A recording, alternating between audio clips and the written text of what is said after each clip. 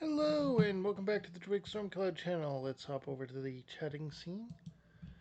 And we'll be playing Pillars of Eternity today with the character that was created in the first act of Randomness. Dumarbella, the Dwarven Barbarian, has been around since when I was trying to stream Neverwinter. Of course, eventually I got sick of the crap that they changed. I mean, seriously. Why go through all that to change that? But we're not going to rant about that. What we're going to do is we're going to jump into the game, we're going to continue, and I may eventually have to lower the difficulty setting. I don't know what I have it on currently. But I did not do enough previous quests, it would seem. And they may have disappeared.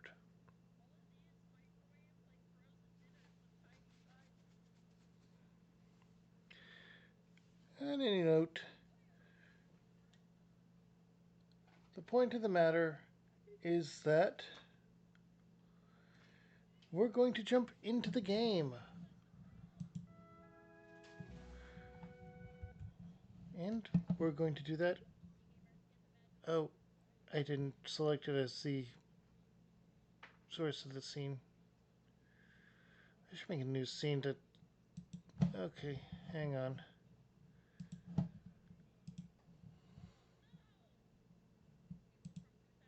There we go.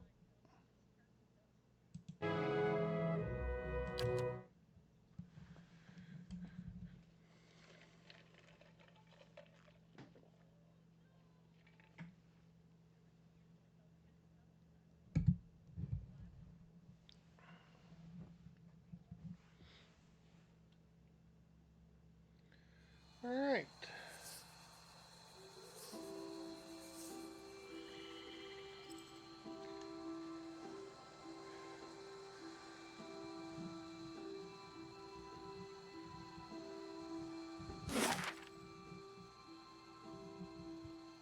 Alright, what we're going to do is... Oh. Got it.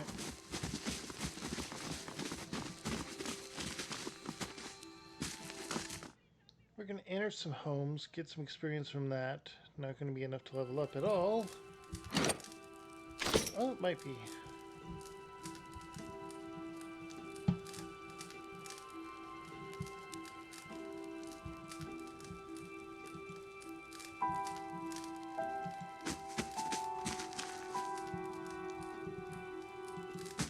Nope. Nothing there.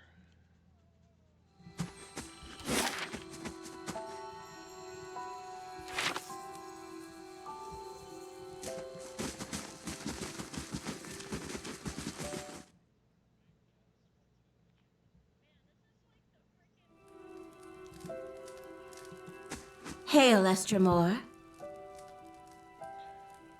Welcome to my home. I am Lindsay, healer and guide.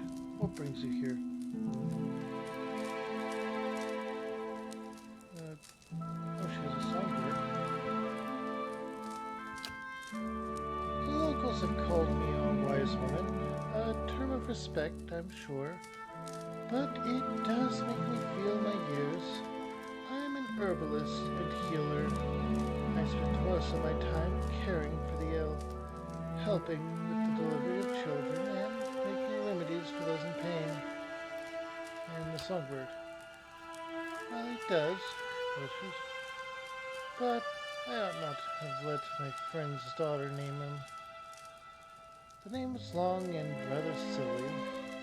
The short version is Beaker. She rolls her eyes and smiles.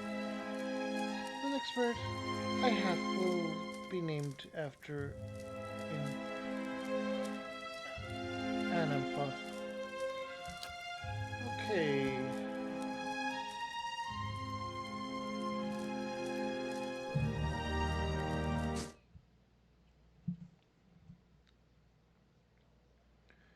Right now we're going to explore the area.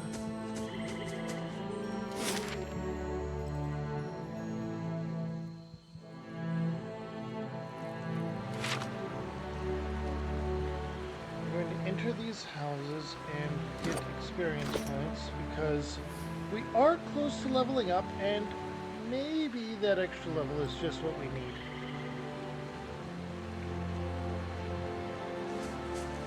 And those ones that we had problems with, they were close. So, oh, it's locked.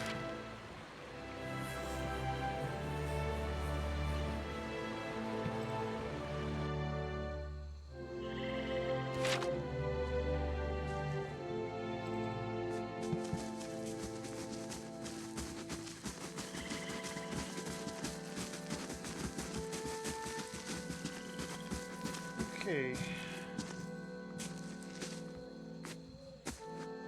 Over here, go to Elm's Reach. We cannot get to Burial Isle. We need the Blessing of Gods. And to get that,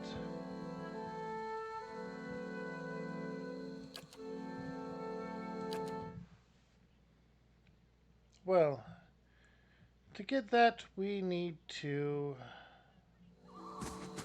get some more levels. So you will go to your king and what? Implore him to curb his violent impulses? At the word of a heroic academic? You don't usually grace me with your flattery, priest. What merits this attention? All Rawatai's history is war, same as everyone. If only the world were led by soft-hearted giants who waste their muscles stroking their own quills. Oh, wouldn't that be grand? I'm content to remain a burr in your boots. But here, if you but stand on the docks, you can single-handedly ensure no one ever sails to the Deerwood again.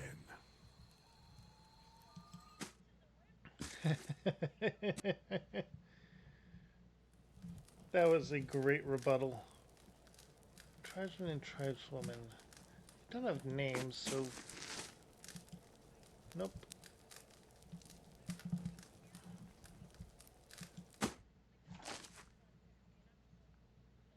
Didn't think so.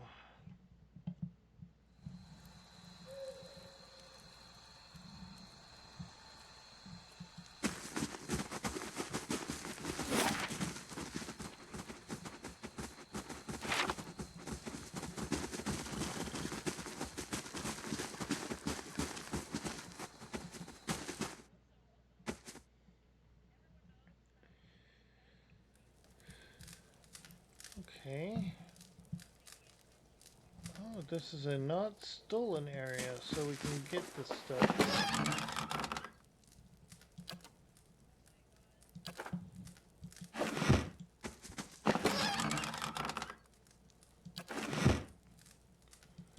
Honestly, if this does not level me up, I will lower the difficulty and continue on.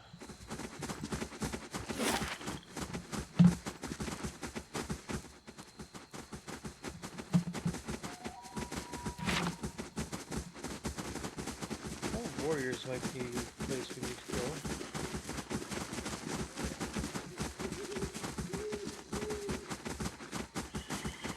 Wait, worried huntress. The Glenfathan woman stares at the ground. Her bushy eyebrows frown in a straight line.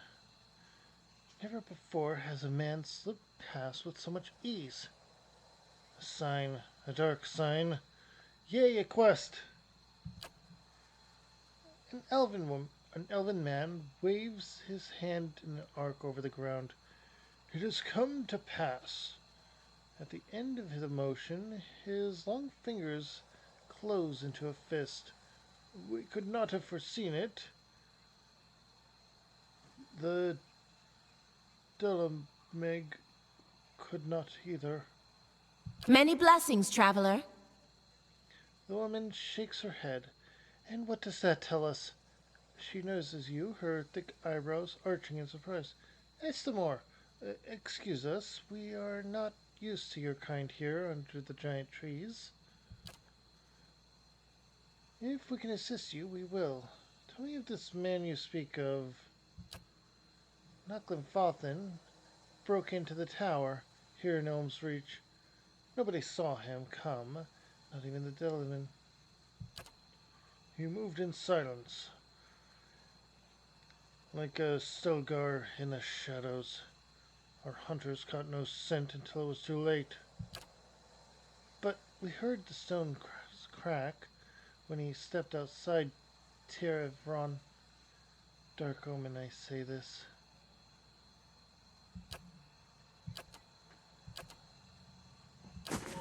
Oh, that's just pointing us in the direction if we don't remember where to go.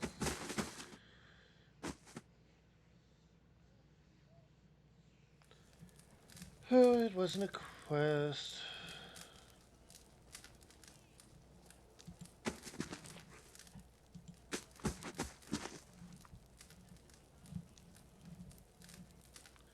Nope.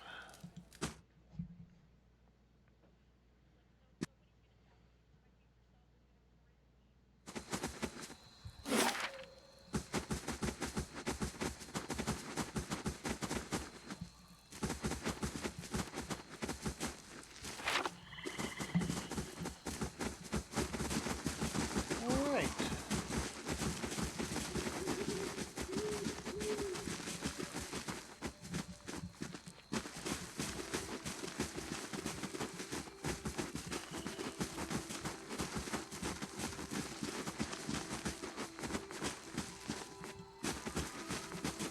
You have a name?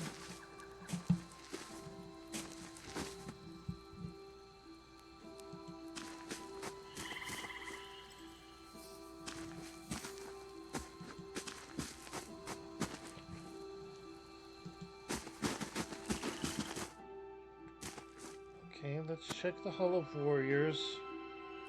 At the very least, this is more experience, and we are closer again to leveling up.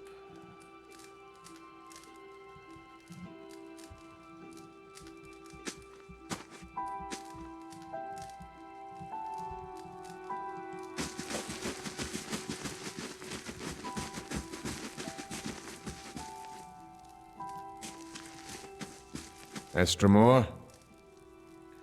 A grizzled old elf, his hair braided and dyed, stands at one end of the hall. His arms and chest are crisscrossed with the pale seams of scars. His crooked smile looks like another. It's not many Estramore who are permitted into our sacred city. Bethel must be feeling especially soft today. Edar pays no attention to the elf and instead has locked eyes with the Stilgar in front of him. He whispers to you, "Do you think he'd mind if I pet a Stilgar?" Sagani lowers her head. Remember how well that worked out last time? Come to hear of your future at Terevron. His smile widened, exposing a row of yellow crooked teeth. Or do you make your own at Blood Sands? What's Blood Sands? An ancient place of sacrifice. He laces his fingers together. In a cave by the great elms themselves. Reston and his druids have been an integral part of the Vathan society for generations. And no matter what some other tribes might say, Erglinfoth has held its own against this Estramore, because some must still understand the power of sacrifice. Gives you an appraising eye. Does the thought make you uncomfortable? It should. It is what keeps our society alive for so long. Someone crosses his arms over his scarred chest. Something else? You don't seem fond of us, Estramore. his hunched shoulders straightened. I fought in the Broken Stone War and the War of Black Trees. I saw my brethren cut down defending the places of the builders, and I shed blood alongside Glavin Rig himself. He coughs. No, Estromorn seem to, or now the Estromorn seem to think that they will find a cure for their empty children among our sacred sites, or worse, that they will find sanctuary in our lands. His gaze darkens, and I've seen what happens when they set their sights on Glenfothen's soil. Well, he does have a point. Haravis mutters under his breath. You learn not to trust your neighbors when they defile your lands habitually for several generations. He folds his arms and shrugs. He's got all the reason in Ewer not to worry.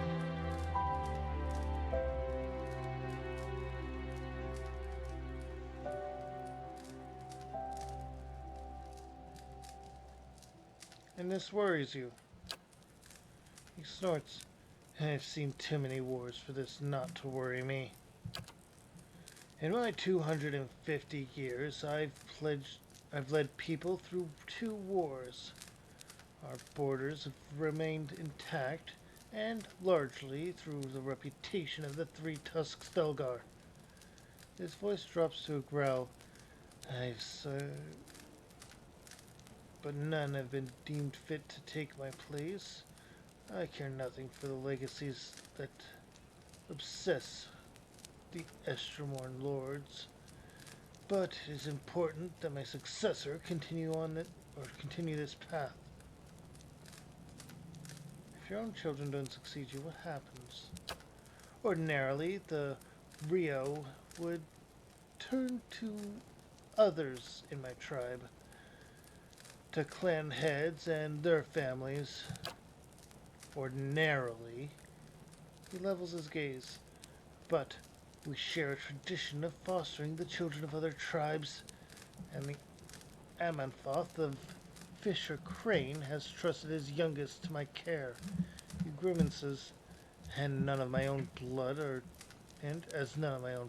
fit to take my place, the Rio will look next to this bog child, the kin of another Amanthoth, and my foster daughter to take my place. You should be so lucky, Rob chirps. This young Fisher Crane is a great gift. You should be thankful. His voice now becomes a whisper, especially given your familial feebleness. Bogchild. His shoulders stiffen. I have nothing but respect for the Fisher Crane, but their ways are not ours. The Orleans of the Fisher Crane have lived in Thean Bog for 1,000 years. They are cunning and furtive by nature, which serves them well when they have swampland to hide their movements. He crosses his arms. But this will not deter the Estromorn on open ground.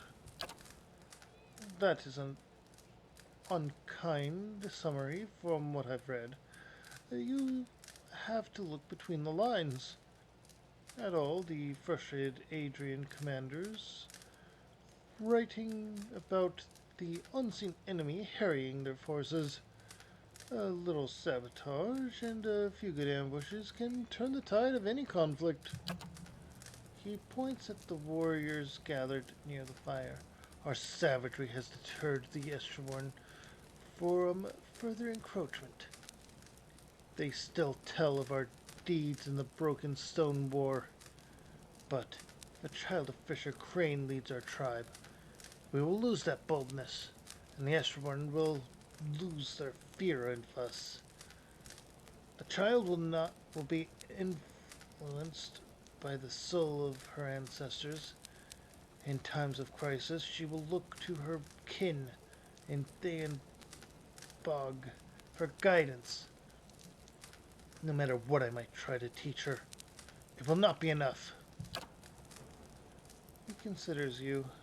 There is a way you could help, if you have the stomach for it, but I think you have the perspective to see why certain unpleasantness may be necessary. Go on. This Orlin girl has the soul of a leader. If it were passed to one of my own offspring, our tribe would remain strong. A Selgar at Simek's side scratches its massive head on the Amonfoth's leg. He remains steady on his feet. The druids of the Blood Sands have a way to do this, and they understand the importance of a strong line of successors for Three-Tough Stelgar. I'm not liking this. Simic scrapes around inside her ear with her pinky finger. I'm just a simple hunter from the tundra, so you'll have to slow down. You want us to do what? He gives you a key. There's a house in southern Hearthsong. We saw that one. Next to the river.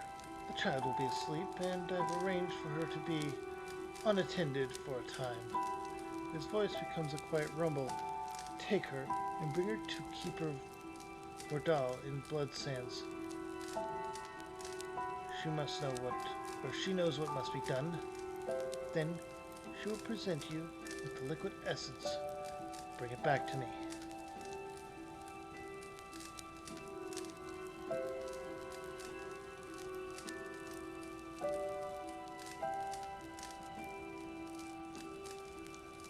I'm gonna refuse this.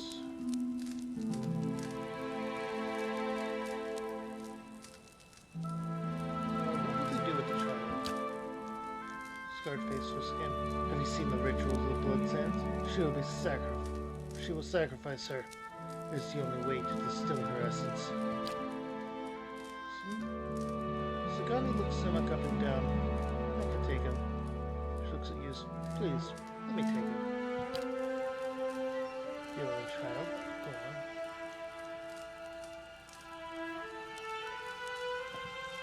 Five. Few know the girl is here, and one Orlin babe will look much the same as the next. He shrugs. But let me worry about this.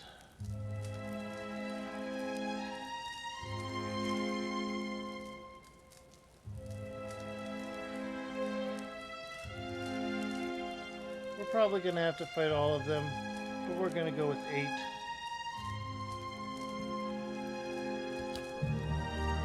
The Selgar at his side growls, surrounded by my best warriors. That would be unwise.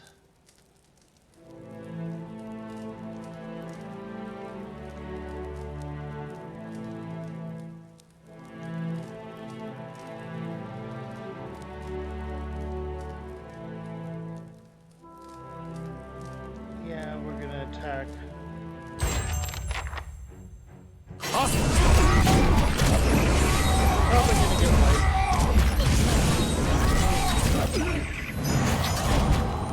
Probably gonna get party light.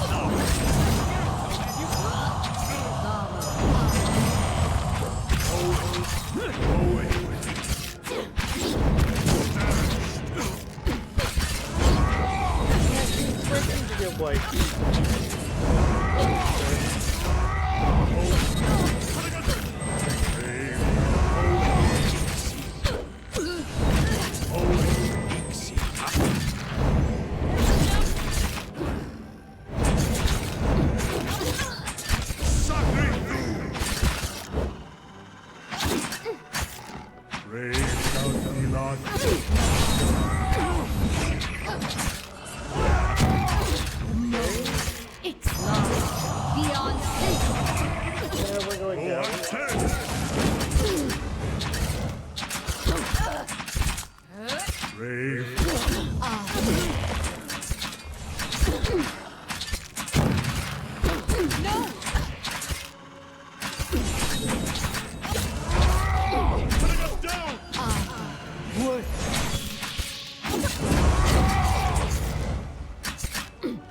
Lavari, Dia.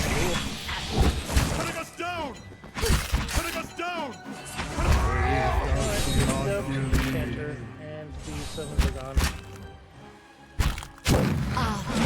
Worthen raw. Yep, we're down. Okay, load. The autosave.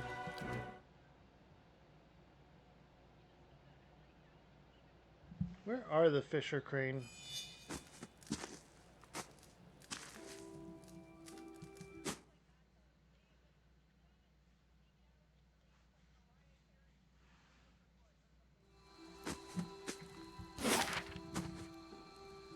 And this gash here is from when I woke up with a wolf pack trying to eat me. There. No problem. Mauled by a bear 7 years ago. Oh yeah, look here. And here. Once the bull had me properly hooked on its horns, things got worse.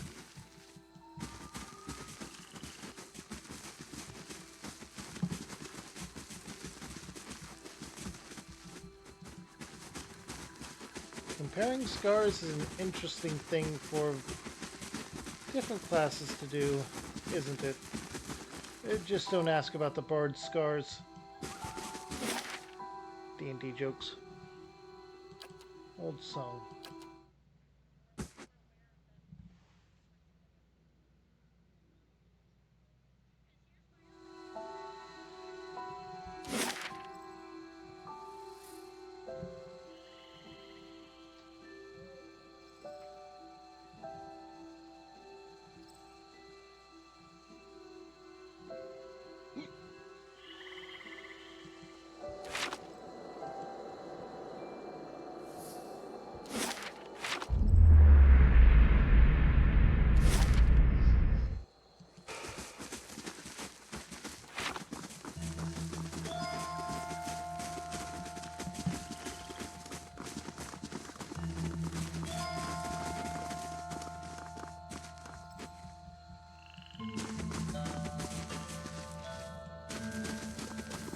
That was...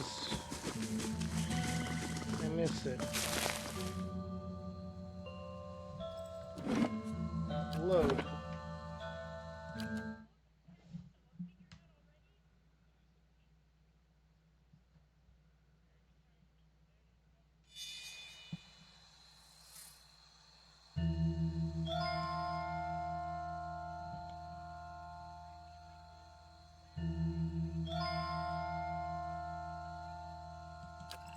No problem.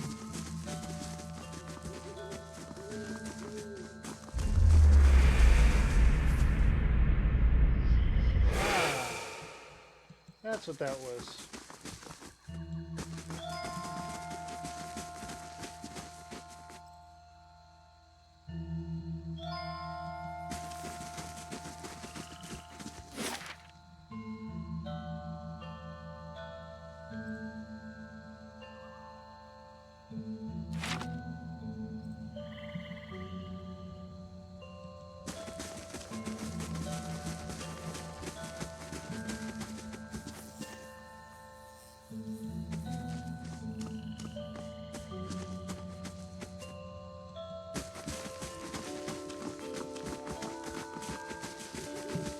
You look interesting. Oh, you're a golden name, aren't you?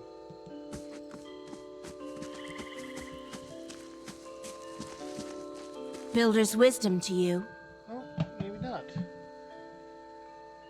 An Orlan woman stares at the sky with an air of deep contemplation.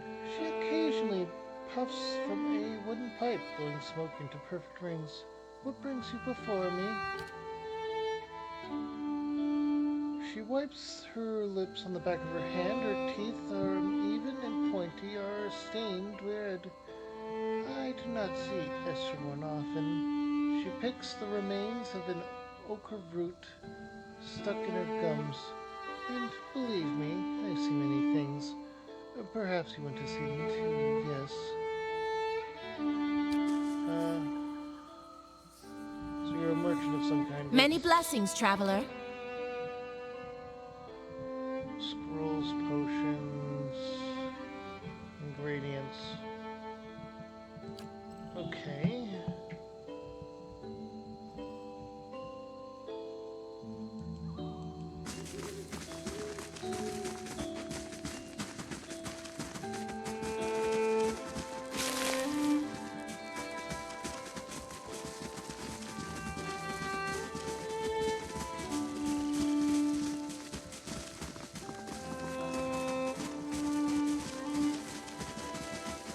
And I thought my mother-in-law's house was ominous.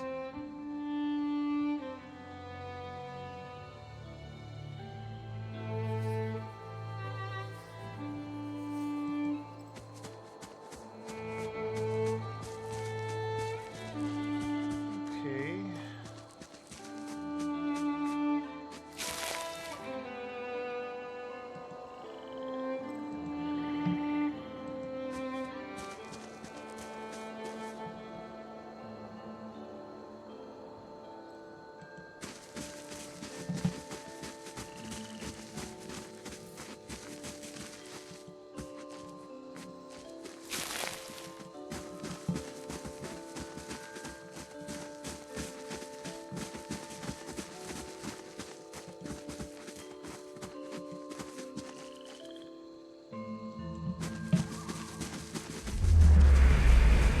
Oh, more visions of torture.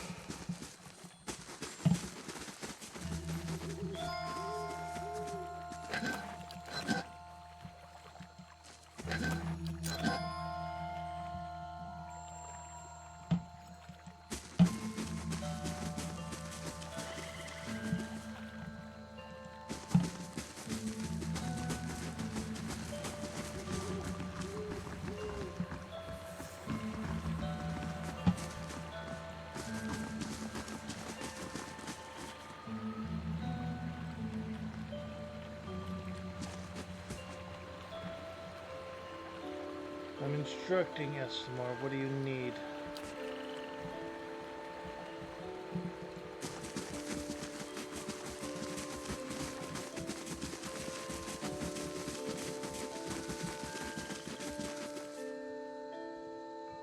You have a name?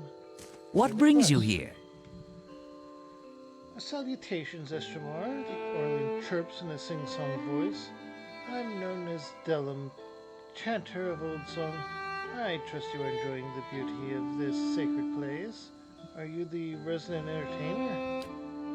I sing to entertain old song's visitors, but alas, the crowds have thinned into little more than a trickle. The chill wind from Rheingard's temple is driving people away, and now I sing, but no one listens. Nobody listens. My music is without purpose. But I know a solution. A way for me to let my songs warm and passionate countering. A way for me to make my songs warm and passionate, countering Rheingard's insistent chill. The Orlean smiles and reaches out with a grasping motion. All I need is a few rare songbirds. I could eat them and absorb their musical energy. With that kind of musical prowess in my soul, I could sing a song that could bring back the merry crowds. I don't think it works that way. Merlin stares at you dumbfounded before rolling his eyes and lecturing you. Eating the muscles of animal makes you stronger, right? And if you consume green socks, you do not take on their pungent smell. Even down to the what?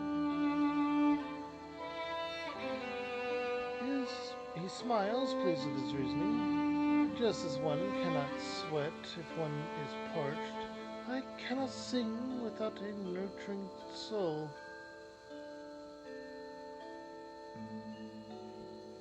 It's all very basic. Did your parents teach you nothing of the food droppings cycle? And leaving him. So it seems we're not taking any quests in Glenfoth. There is this area here, and we are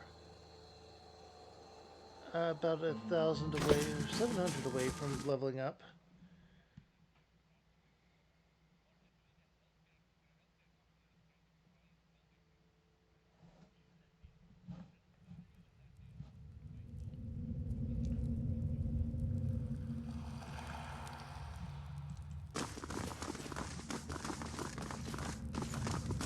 Arensi has no right to defend that cowering cat in the back of the maw.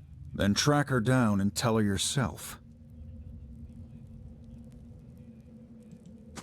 Look, Estremor, this is no place for sightseeing. The beasts of Galloway's Maw are dangerous, and now more than ever. If you want to see some pretty Glanfathan places, go to Elm's Reach. What's wrong with the beasts? They won't fight.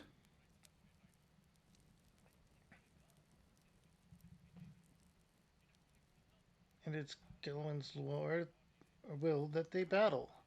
This is truth. We had experience. The Maw has been home to one great predator. Every so often, a challenger comes along, and the two battle for territory, but still remains in her den, and Ornos can't confront her there. Now, two mighty predators and their kin hunt from the same rock. It's thinning the herds, and it's thinning patience around here too. He resumes his pacing, and this waiting. It's not the deliberate, watchful waiting of a hunter lying in ambush. It's stagnation, tedium, hoping for something to happen. He clenches his hands into fists, but I'm powerless to act. One half of the fangs will cry favoritism if I don't try to drag the lioness out myself. I received a vision from Gallowayne about these beasts. His tired eyes go wide, from the clever hound himself. He looks you up and down. If you truly have Gallowayne's blessing, I won't stand in your way, and if you don't... Hang on. There we go. He grins. But then I suspect the beast will make short work of you.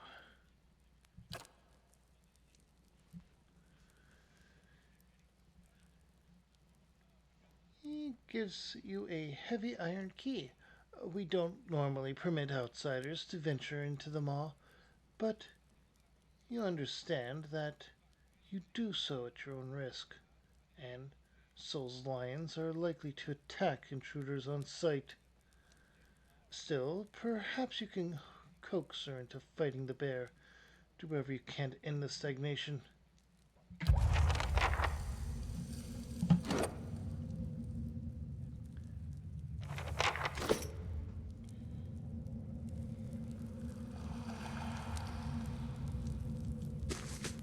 Come to see the great Oernos, Estremor?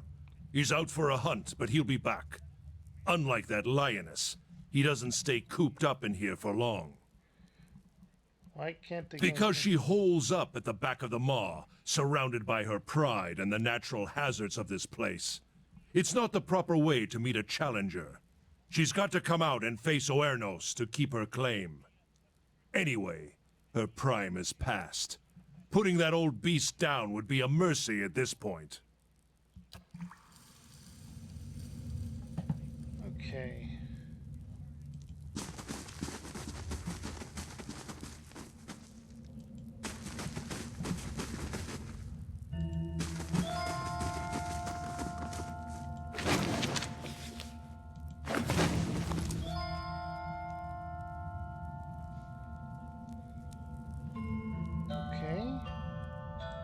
We have the key.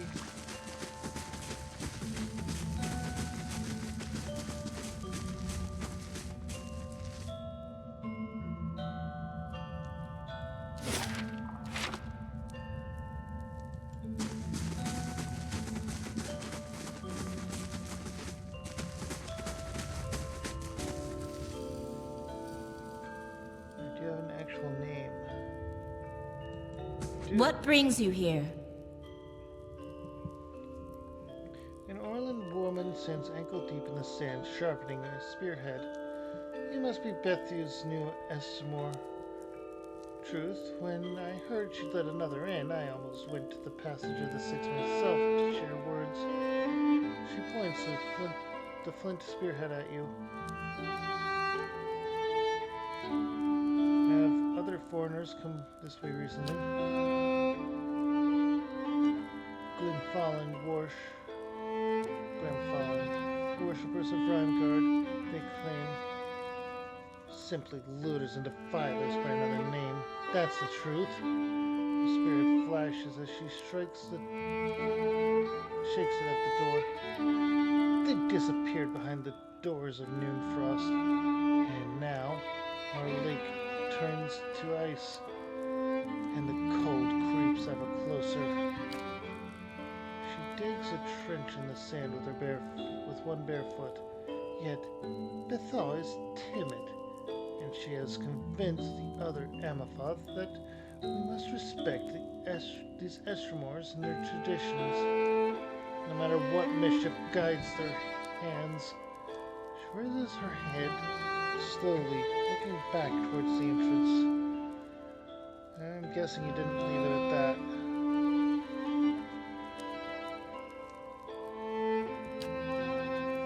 I sent my own sister, one of my finest scouts, to sniff out the Pale Elves' corruption. Most certainly Amaphoth could not ignore the defilement of in Noonfrost once Alwyn's own eyes had seen it, but she still hasn't returned. She looks away. Now I bear the responsibility for her fate. I can't even send the Fangs after her without openly defying the Amaphoth. I could look for her. She gives you a guarded look. I don't dare to hope. Whatever catastrophe has befallen Noonfrost does not feel like the work of Kith. But nothing would bring me greater joy than seeing her again. She glances at the sand and frowns. I take any assistance you can give. Okay.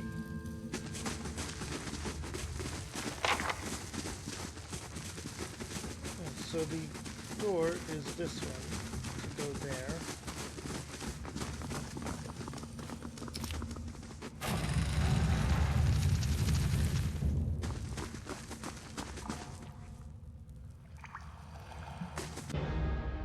Grave lava.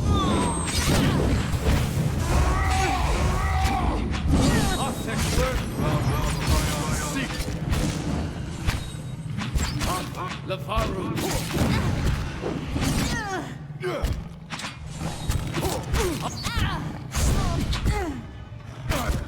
Athek.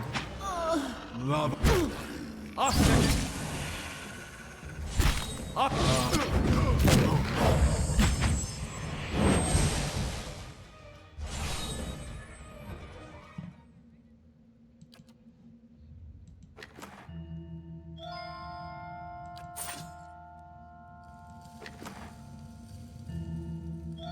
Okay, a fine sword.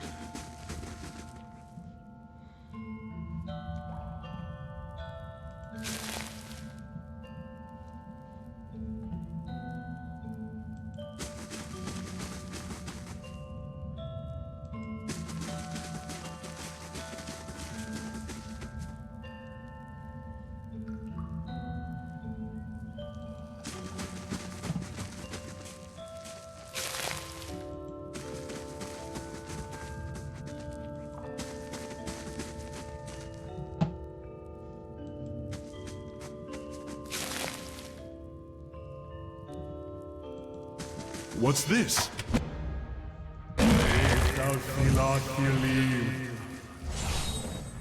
Random trap. Great.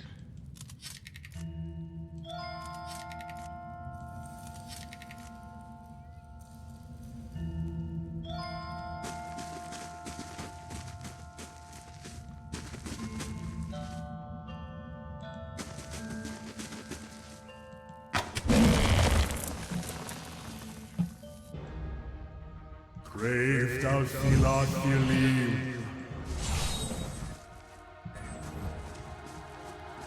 Okay. Athek Worthen Roth! Athek Worthen Roth!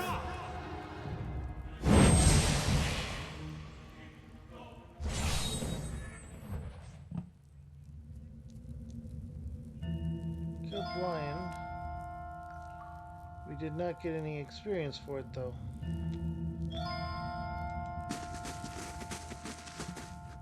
We're gonna save real quick.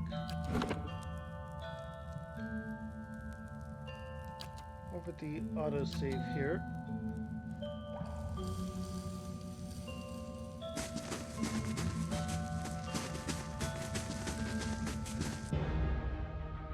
Great. Othekler the Rock! Othekler Seek.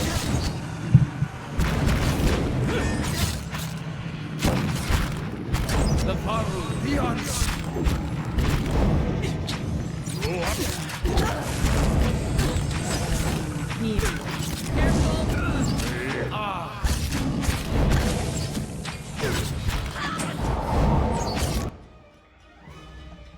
Hang on. We're going to use second wind now.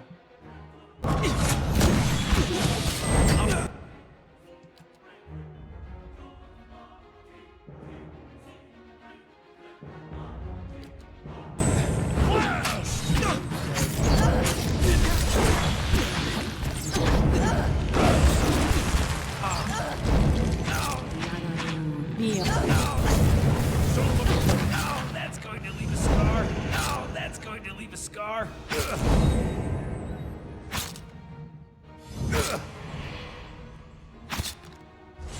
You're attacking the wrong side!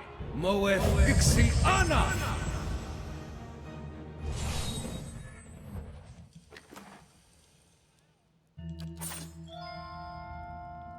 Okay, so was you this character just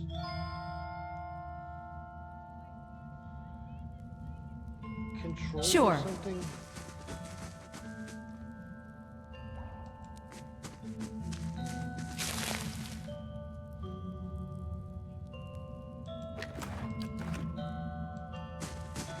I think I see something.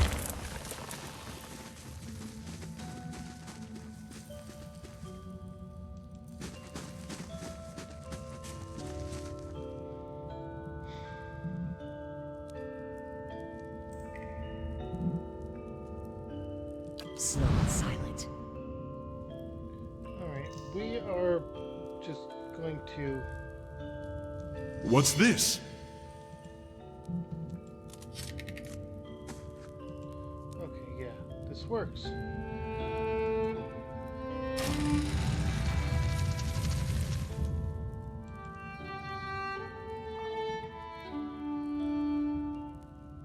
Huh.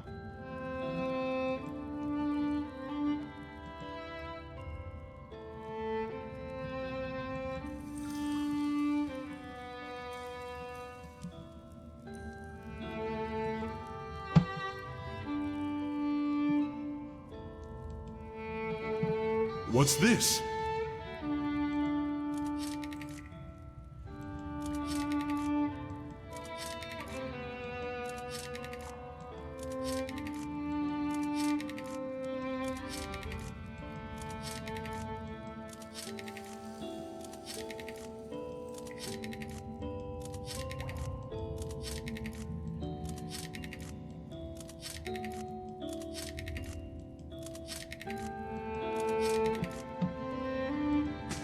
Okay, we're going to ignore that one then. I've tried a few times to disarm it and it wasn't working. Let's continue on. What entry? Oh, that's not a entry. That's just healing, I guess.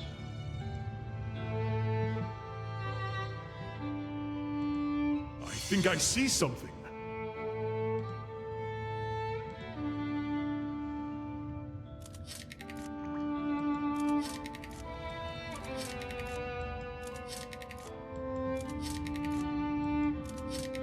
I need to up mechanics a lot.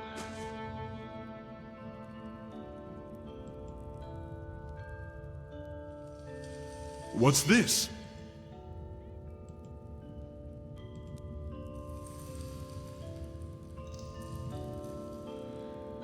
Okay.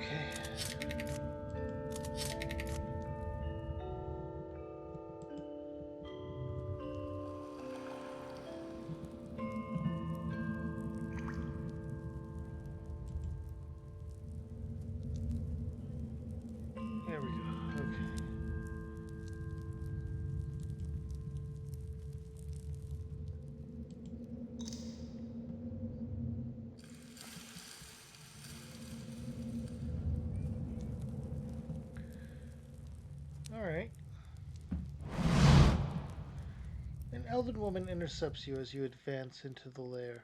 Behind her is the largest lioness you've ever seen, a sleek beast with fangs as long as carving knives. The woman blocks your path, so the lioness seemingly at ease around the monster. This is Sol's domain, Estremore. She shall not leave it for Oriners or any other challenger. Why does she refuse to face the other predator? Oriners is welcome to confront her here, as many challengers have in the past. What the bear's supporters want from Sol is to leave her lair and fight in the open, where he has the advantage. But why should she?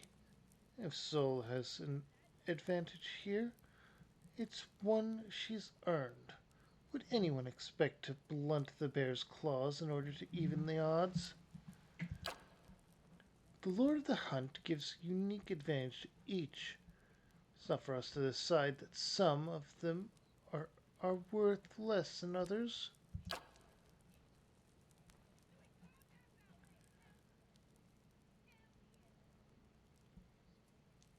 The lioness gives a low growl, and Erincy smiles. Also, Sol has recently given birth to cubs. They're small now, but when they grow, they'll be mightier than either Sol or Orinus. But if Sol is killed in combat, the bear will tear her young to shreds. Such is the way of the wild. Her legacy is too valuable to perish this way. If we truly want the mightiest of beasts in the maw, then her cubs must grow to maturity. What are you doing here with Sol? She looks at the lion with something between fondness and admiration, defending the rightful champion of Galawan's maw. Orna's supporters would have her ousted in favor of a bear that isn't strong enough to come and seize the territory on his own. Okay, I'll deal with the bear.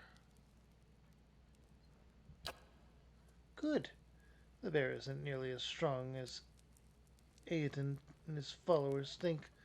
If someone were to prove just how easily that bear can be killed, it would cure everyone of their delusion about it.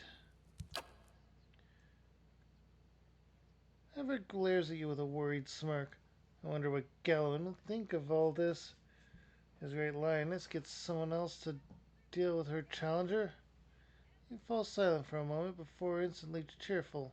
And I would love to watch someone other than me offend the Seeker God. I can't wait to see how he tests them for their lack of decisiveness. Ah, the bear returns.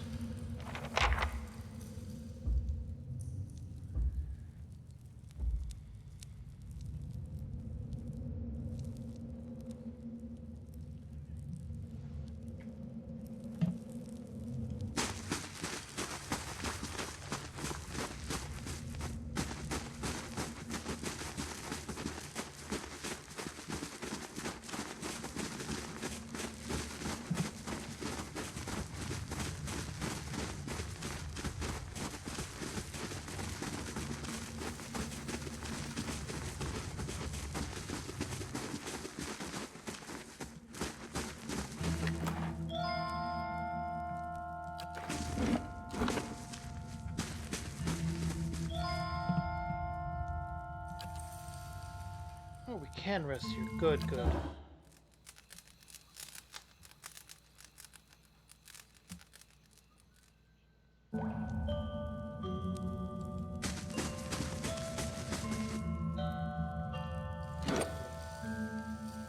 And we are getting closer to leveling up.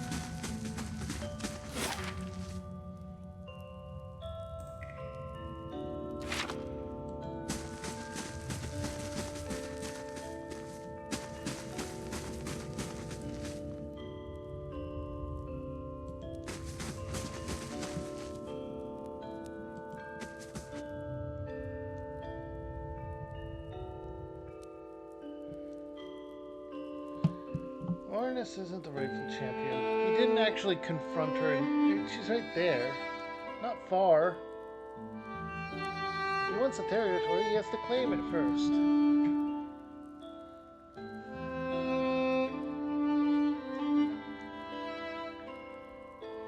If you stand on the side of that toothless old bag of bones, then you stand in my way. If Sol is so weak, then why doesn't Ornis go after her? The dangers wouldn't stop a worthy warrior. Edward scratches his unruly beard.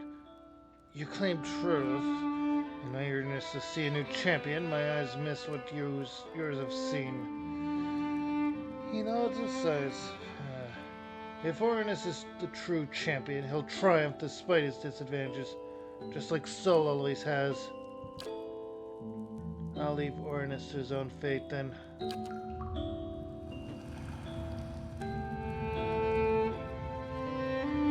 Ornis looks at Edian and his barbarians leave. The giant bear rakes the ground with his massive claws and growls at you. The cavern seems to shake as Ornis charges forward. Oh, something's going on at the keep. A messenger from Defiance Bay has arrived. So we got Moeth Ixi Ana! Othek Werden Ra! Moeth Ixi Ana! Othek Werden Ra! and the barbarian is down. Othek! Don't even Othek Werden Ra!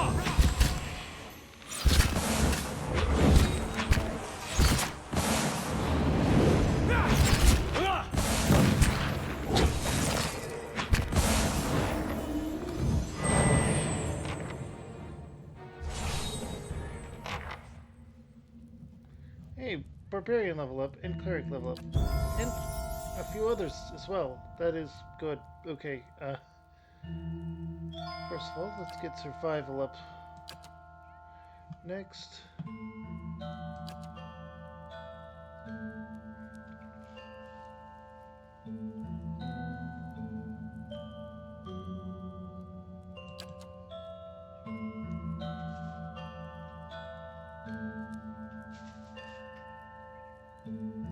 Threatening presence.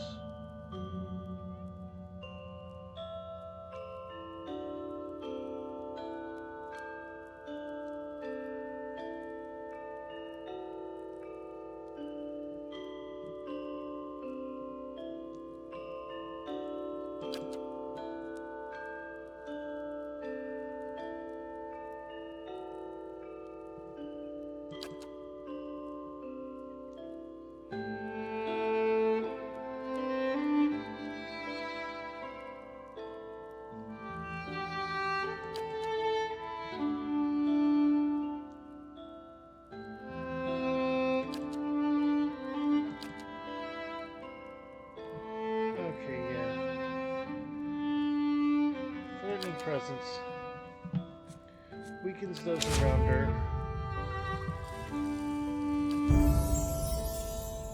You were going to... We're going to give you some lore. Alright. Spell.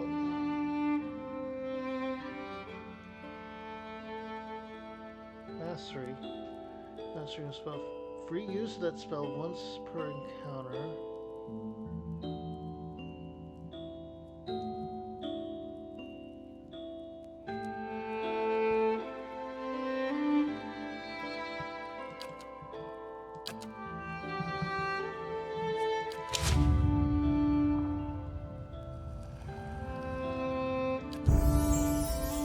You. We don't have enough to upgrade mechanics, so we're going to continue on.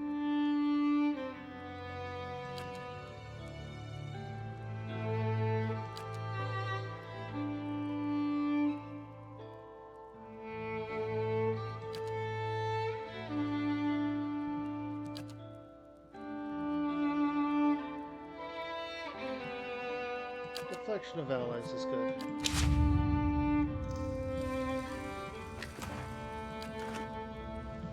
Alright. Now you. We're just going to go next. Swift aim.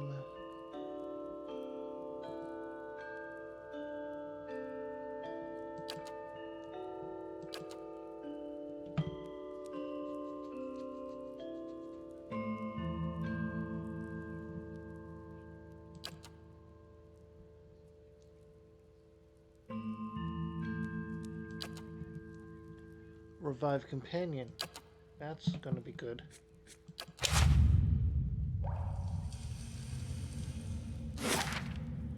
Alright, let's go over here and talk to her.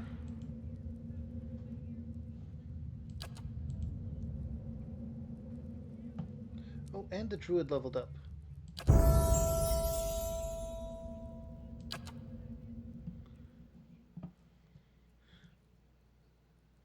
Mastering a spell, okay.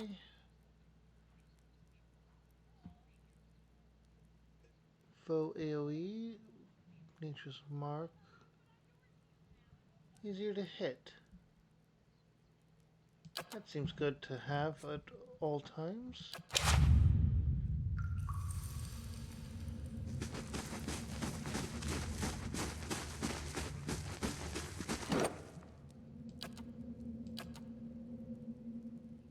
Adar is far behind though. That is disappointing.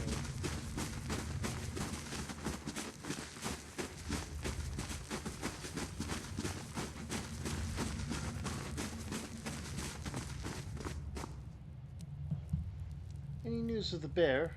I've dealt with Orinus.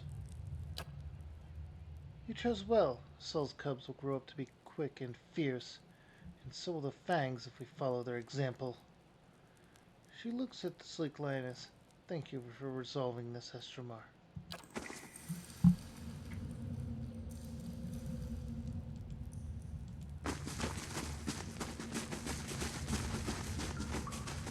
So really, it wasn't that she was hiding from a challenge.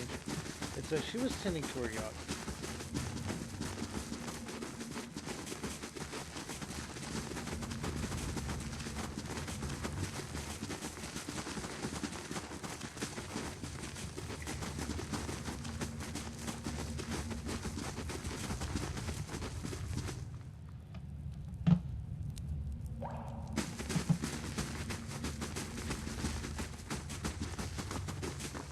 Still looking around? Watch your step.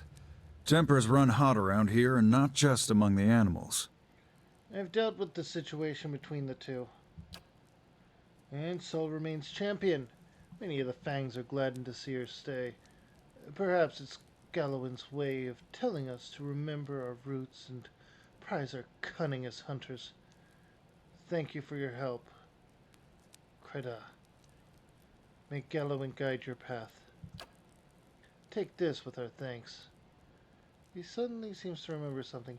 You might visit Terra Vron and pray to the Lord of the Hunt.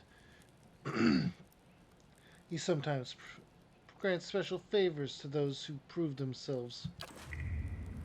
Oh? Cat's Claw? Cat's Claw. Cat's Claw is a sword. A unique one-handed sword. Okay. Compare it to what we have. Deals more damage. And Rending. Rending is going to... I know lower his constitution, but...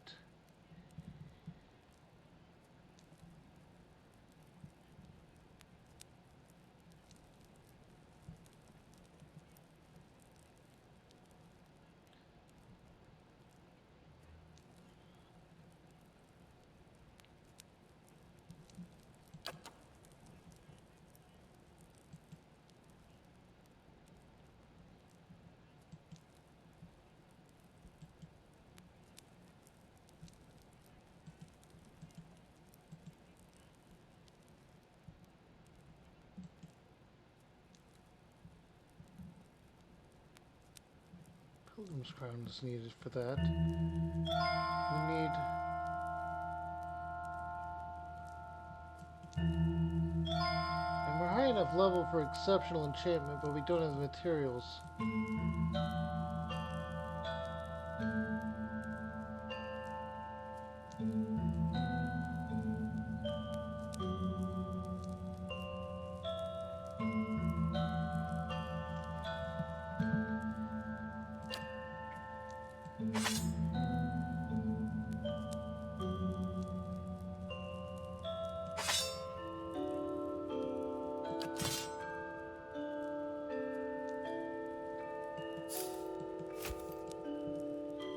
Enchant. Attribute bonus.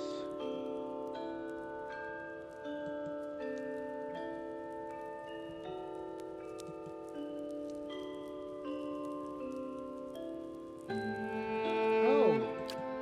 Once you place an enchantment, it's locked on. Okay.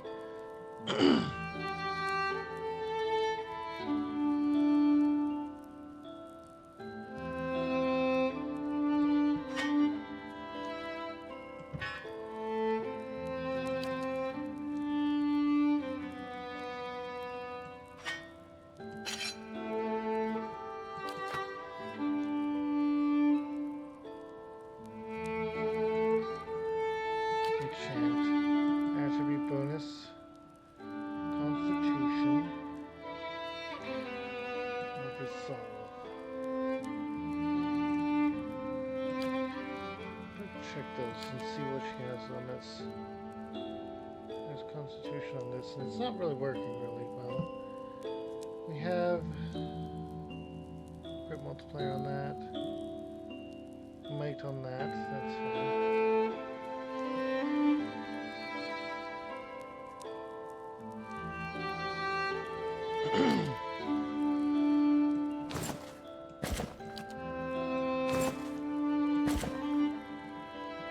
This is a perception plus, well, resolve and perception plus 1.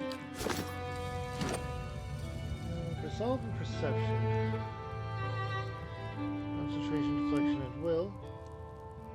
Accuracy and reflex. Area of effect is boosted by intelligence. There's duration. Would that include the duration of rage?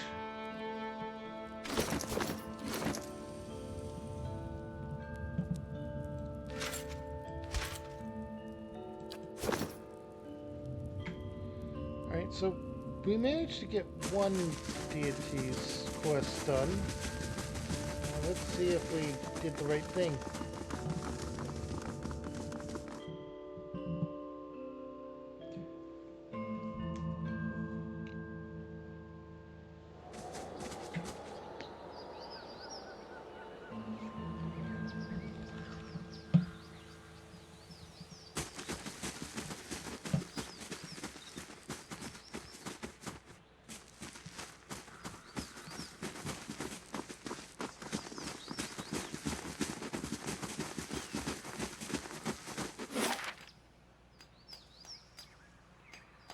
Alright.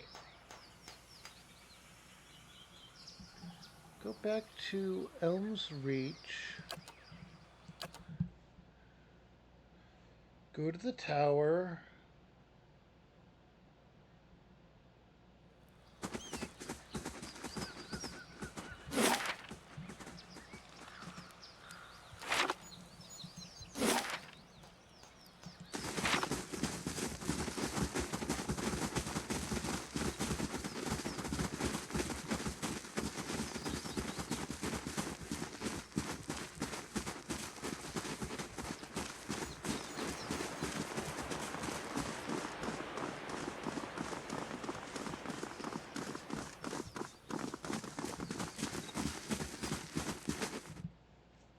This is the first one, but I will be doing as many of them as I can.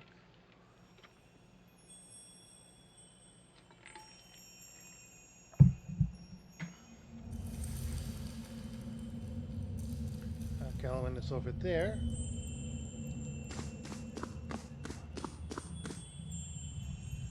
Pray to Galwin.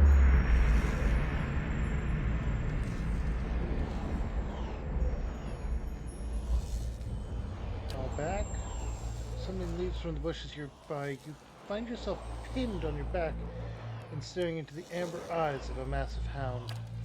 The beast looks at you.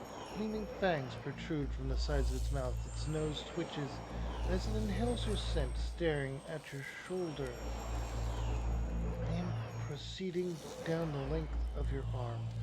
You follow its nose to your hand, which is covered in blood. Its tongue, red and meaty, streaked as a stake, lolls out of its mouth and swipes your bloody hand. Its lips curl into what looks like a smile. The beast looks back at you, and as it fixes you with its glowing eyes, its muzzle retreats into a long, bearded face, and its pointed ears lengthen, dropping to the sides of its head. What was a massive hound becomes a giant of a man, his broad, muscled shoulders draped with furs.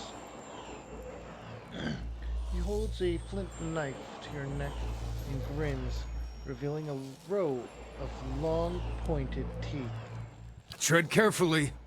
Let my face be a warning sign to always treat Galawain and his messengers with caution and reverence. The lioness reigns still, and soon her cubs will rise. Why did you strike the bear down? If Ornus cannot seize his victory, he did not deserve it. Worthiness is proven in conflict. Might grappling with might. Flesh tears, bones break, and the ones that mend are stronger still. Blood mixes, and the worthier substance rises to the top. And you have proven worthy. Ah, we did good. He lets out a howl that rings through the air. He lowers his head, puffs of steam rising from his panting mouth. Twigs crack beneath his step. The ground shivers under the weight of pacing, prowling footsteps. A dozen beasts, bears, wolves, and long-fanged cats stalk out the undergrowth, their matching amber eyes fast on you. A changeable fellow, isn't he? Kana turns to watch the gathering beasts. This is why I prefer fishing. As the beasts encircle you, their master rises to his feet. Even the longest of the bears can only reach the brown and muscle-knotted shoulders, or his brown and muscle-knotted shoulders. You stand, mindful of the ring of predators surrounding you. You sought and won the favor of Galawain.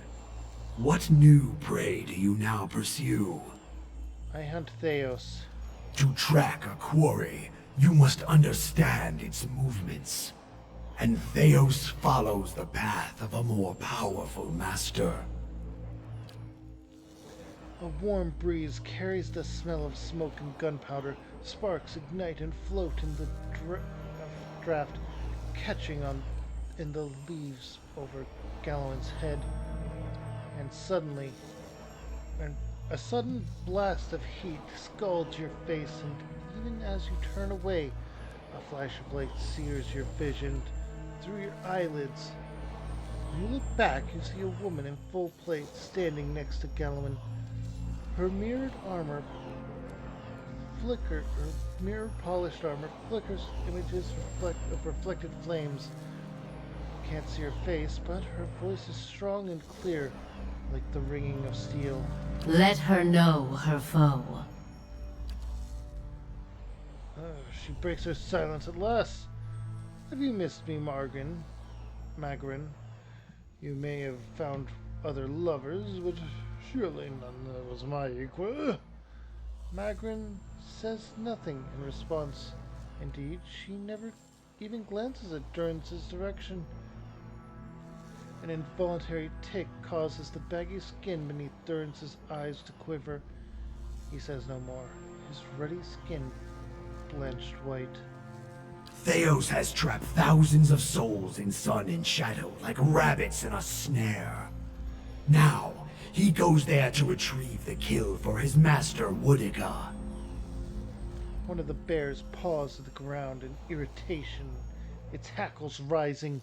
She will feast on them, suck their marrow, grow strong on their essence. As a Stelgar watches you, it licks its lips, its tongue scraping long fangs. Why would Theos help Boudica? Because he is her hound. He has always done her bidding. His eyes dart to another figure standing just behind Magrin. Boudica stands for an old order. So does Theos.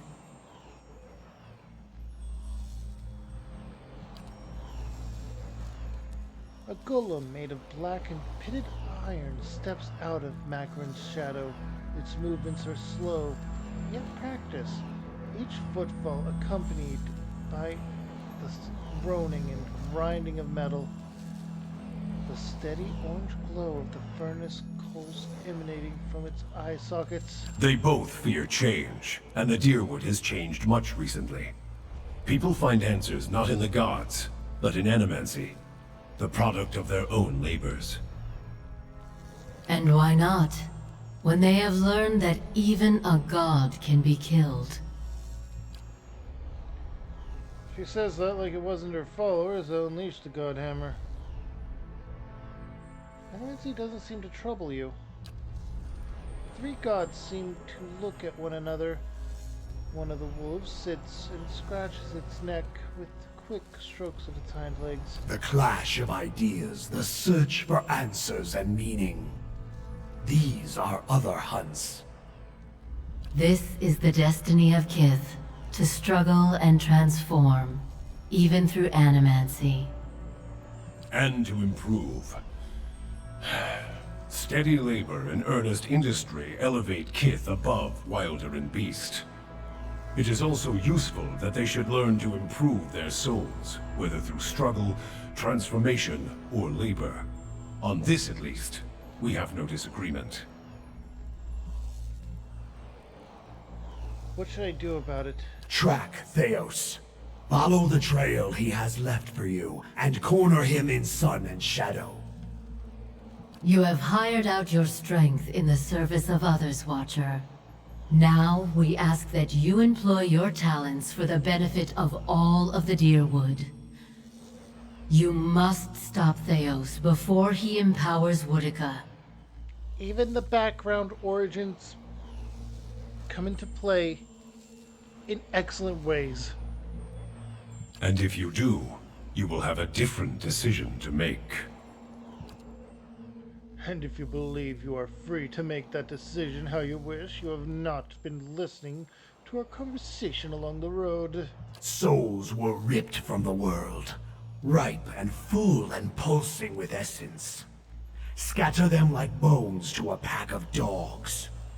Their essence will strengthen the souls of the Deerwood. Let the remains of the dead feed the survivors.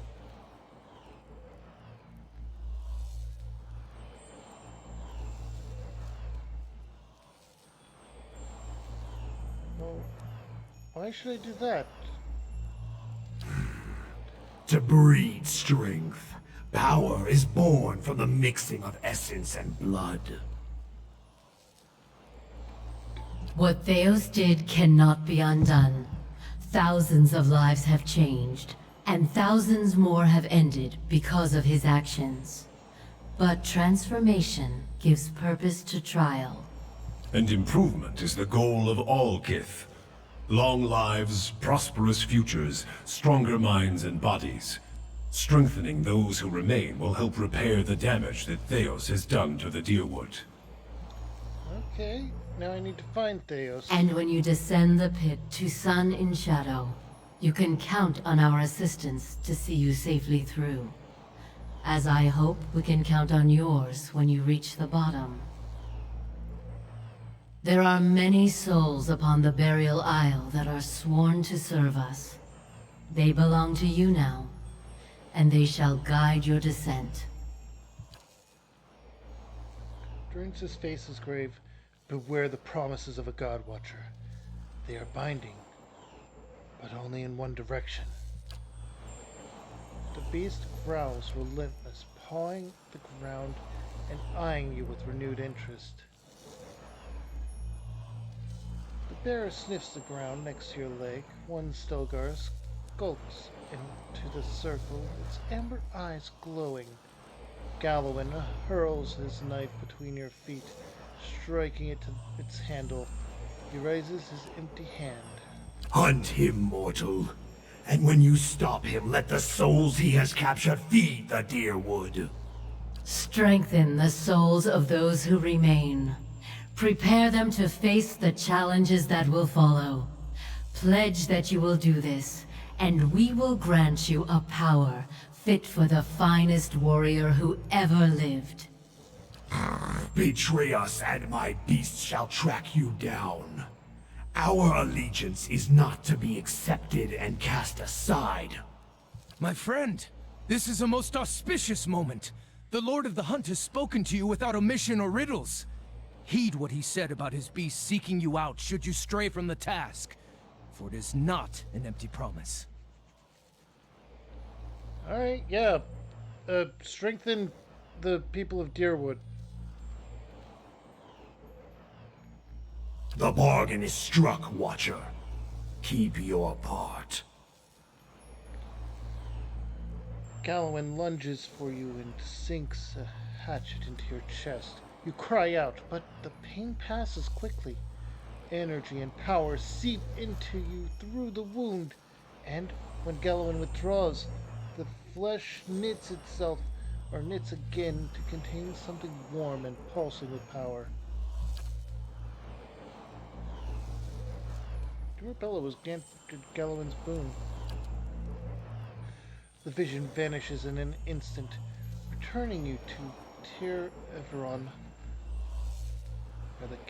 where burning candles replace the glowing eyes of Gallowin's beasts.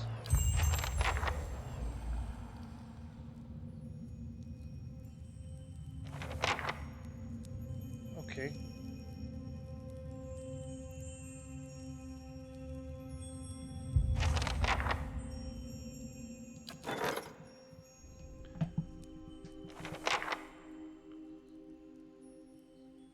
Oh, a Constitution +2 item.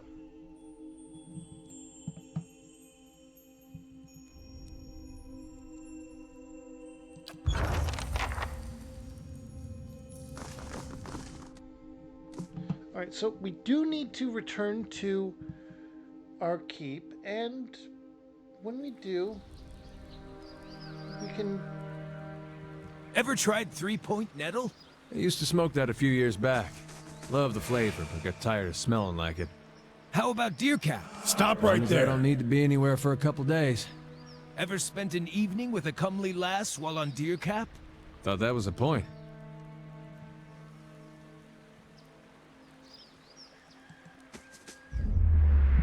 You're in the wrong city, Inquisitor. The Phantom raises his short sword to your chest. Did you think you wouldn't be recognized here in your old home? I've seen your trials with my own eyes. I've seen you light pyres with good people tied to them, people I'd known many years. He seizes you by the throat, and your airway tightens. Whether real or imagined, you cannot tell. They deserve your confession. He raises the point of his sword, holding it a hair's breadth from your eye. Suros, what are you doing? Startled, the soldier releases you immediately and turns to face the speaker, a woman in a plain white wool tunic, fully a head shorter than he, but somehow seeming to tower over him. You have seen this woman's face before, but from afar, bloodied and burned as she lay stretched across an iron wheel. At the moment, it is marked only with concern. An assassin sent by the Inquisition, my lady, daring to approach our camp.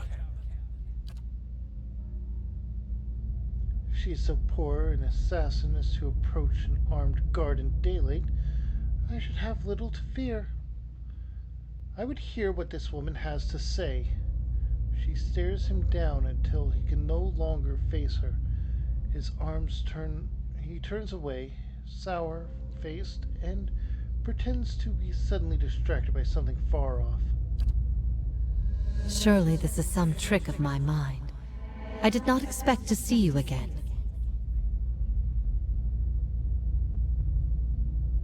Tell the truth.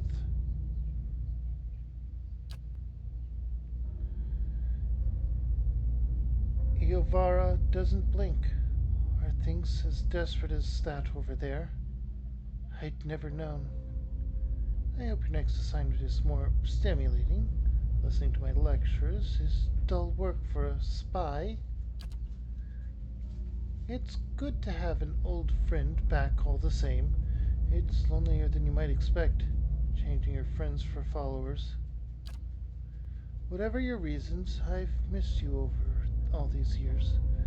Having you here now at a time when I'm surrounded by strangers is a wonderful gift. I would like for you to stay here in our camp as my guest. My Lady Iovara, I beg of you. This is an Inquisitor. This is a desperate attempt on your life. The only way it can succeed is if you allow it to. No longer able to remain quiet, the soldier approaches Irovera and puts his hand on her shoulder, turning her aside. His face is hushed, but by no means private. I need to double check that my microphone is in fact still being picked up. Yep, okay, double checking is done. This is a missionary, same as I was, taught the wrong things as I was. If I can't have faith in one woman's ability to reason once she knows the truth, what hope do we have? She brushes his hand away with the calm grace and of the resolute. My lady, she admits being a spy. That should make her less of a threat, wouldn't you agree? I have nothing to hide. All I see here is an opportunity to persuade someone who could help us. We have many former missionaries here. They are our most loyal, our most helpful. Many have died for us. These are not people we should be turning away. And if the Inquisition wants my life, they can have it. But they know as well as I do that my cause will not die with me. Come, we have much to talk about. Okay.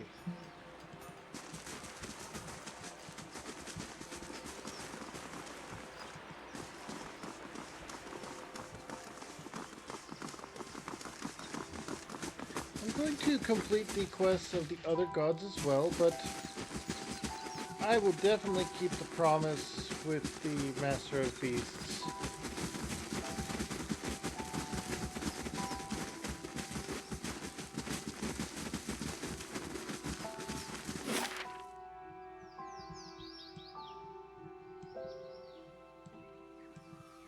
Cadnois.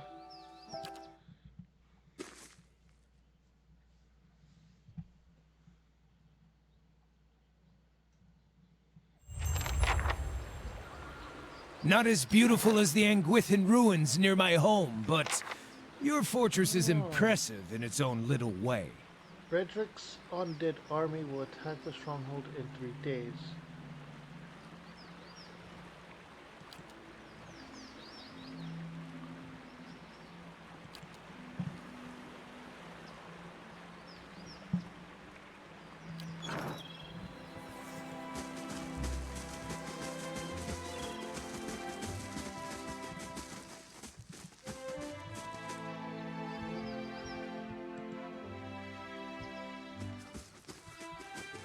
Okay.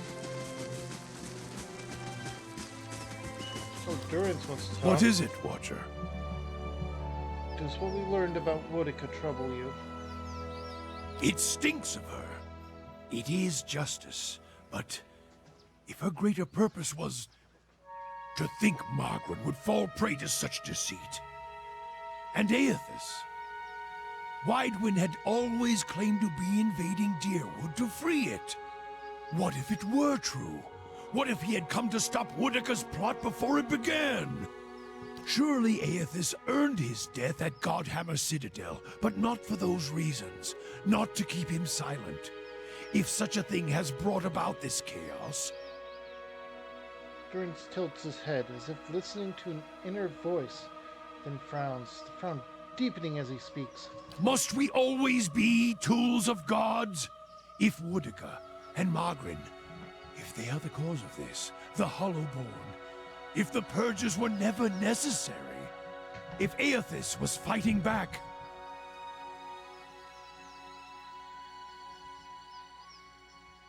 Aethys needed to be stopped, and so does Woodica. I know, it had to be done. Durance stiffens, and he takes in a long, slow breath, steadying himself. Would it have been better if you had been spared this knowledge? No, I am glad to have walked this far with you, seen this truth. What are you doing? Oh, you're getting your bone.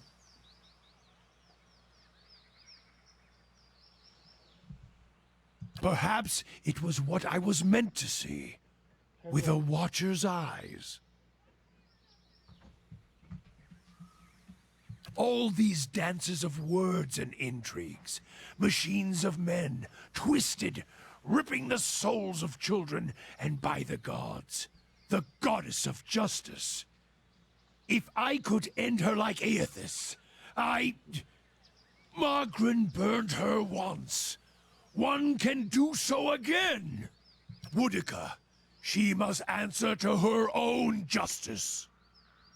Justice or revenge? Anyone with a shred of spirit seeks both justice and punishment. It burns in the heart of anyone who lives. All seek it.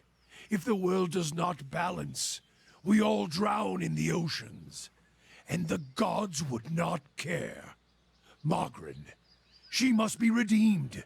And punishing Woodica, that will serve.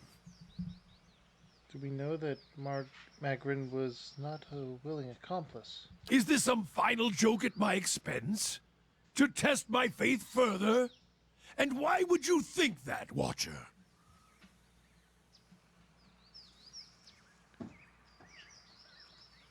You said you left Ashfall without telling anyone of your departure. If all you have are questions, then I have enough of those.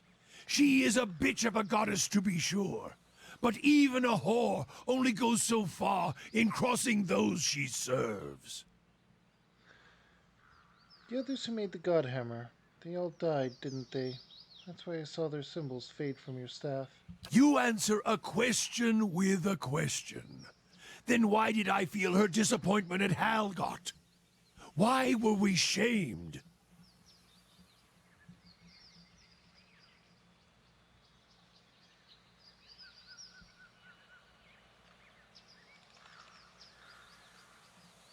Because I think she tried to kill you there. Kill me? She is a goddess. I still drink from her burning breasts, Watcher. If she wished me dead, she could trace me to my source and kill me.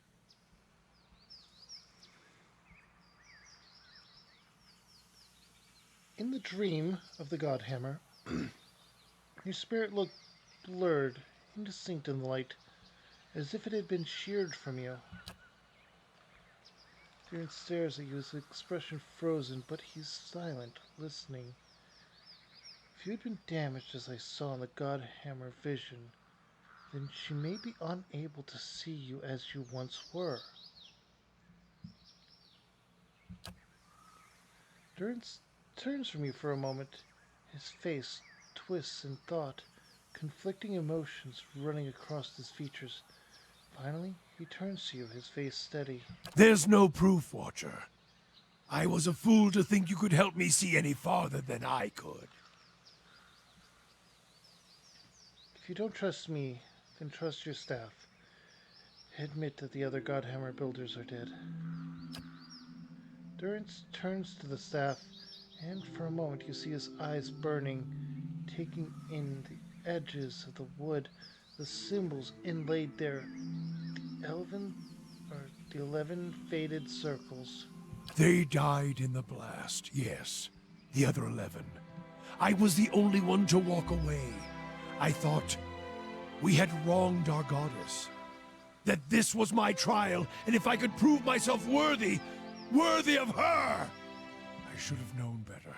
There is only one God of redemption, and I saw him ended. As he studies the staff, you feel a wave of heat, a terrible energy roiling forth from it in waves, so much so that it feels as if the Godhammer itself is alive in his hands. And past it, you hear a cry like a child being born, and your eyes feel the flash of white, then 100 imagined shades of purple and white streaming and circling into the howling of a storm, and beneath it, the grinding of an ancient machines of stone, rock, and metal, grinding and turning until all around you feels as if it's burning, sinking into the shadow of the earth. Beneath the ground, the only place where a spirit might find refuge.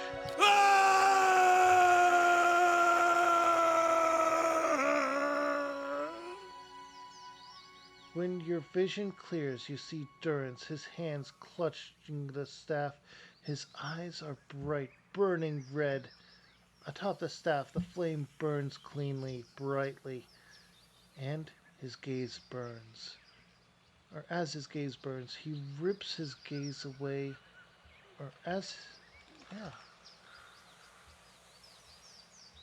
and howls, a bellowing horrid howl, like a wounded animal, and sweat pours down his brow.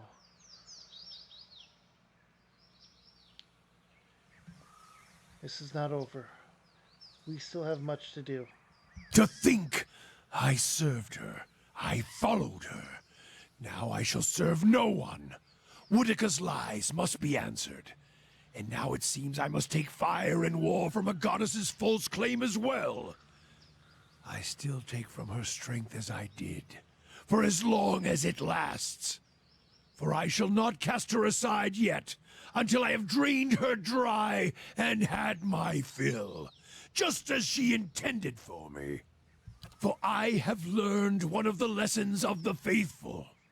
The faithful may wound a goddess greater than any enemy. A purification is coming, and this fire shall consume them both. Was that a good thing or a bad thing?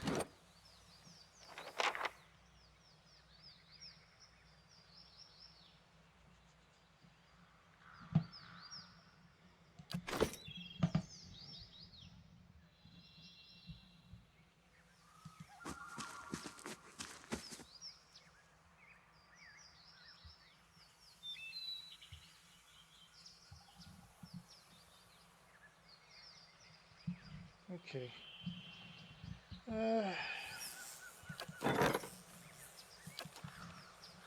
Annual resolve.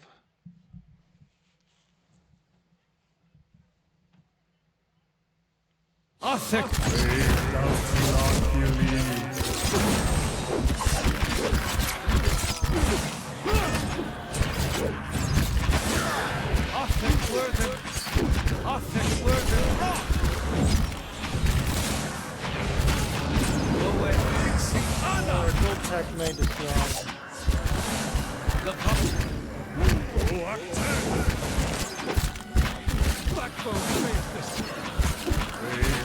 We're down one. Cleric is down.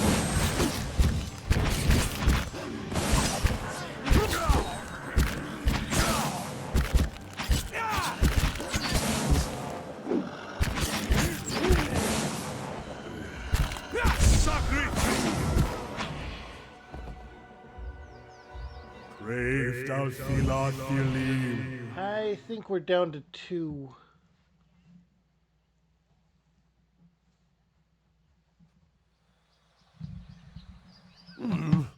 looks a little healthier than before. Yeah, we're down to 2. Crucible Knight and Korak. Higher Cleric.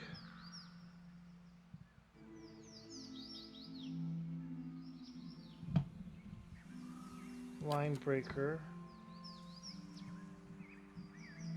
Shock Mage.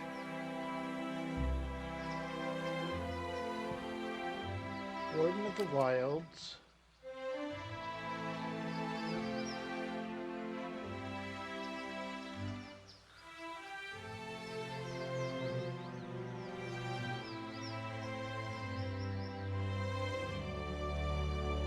Get another gold pack knight. An orderless disciple.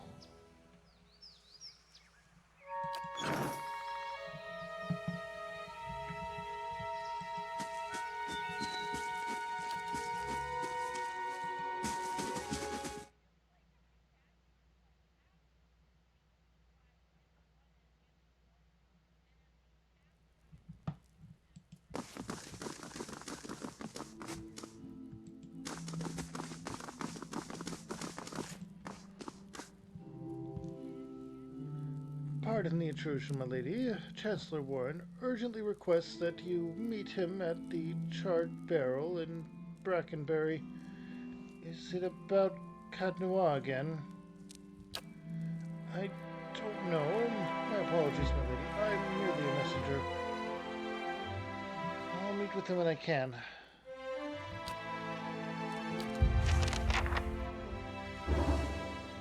Okay. New quest. Let's rest and then take care of that, shall we?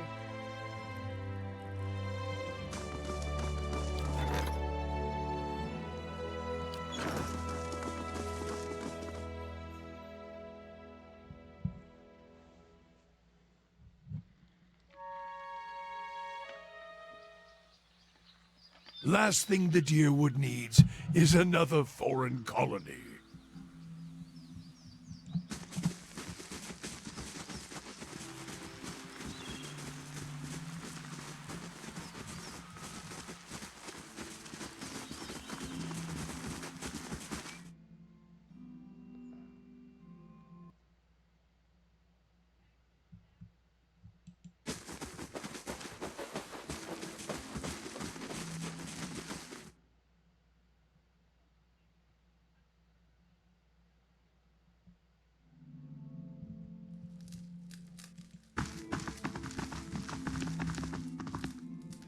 Alright, athletics and constitution.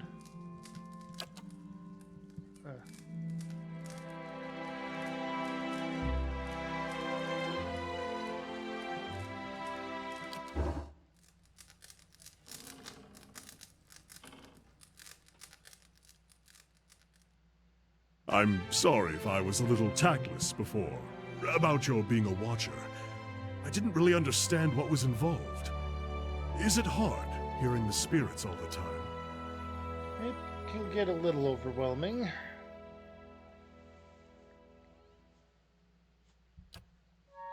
I imagine so.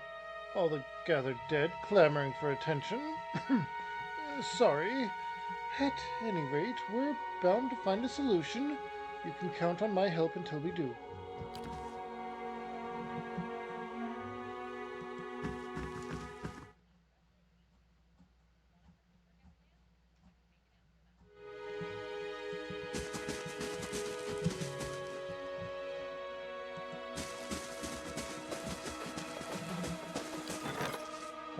Hireling payday. Okay, that's what that was.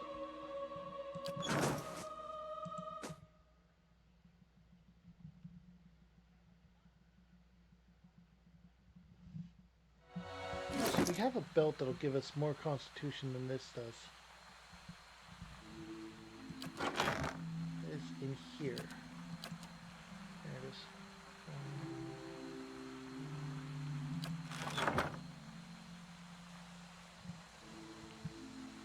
Isn't it?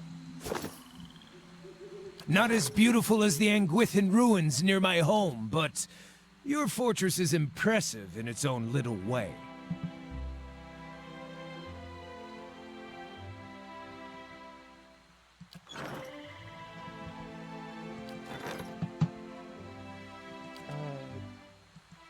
May Wal watch your step.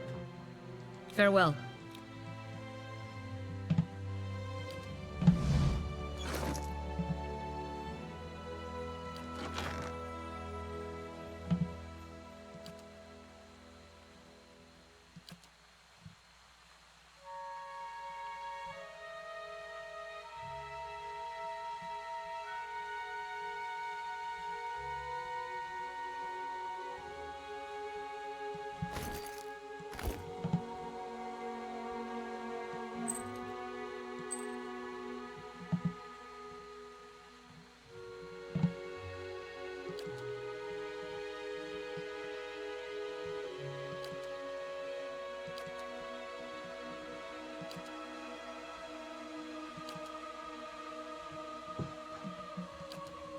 Huh.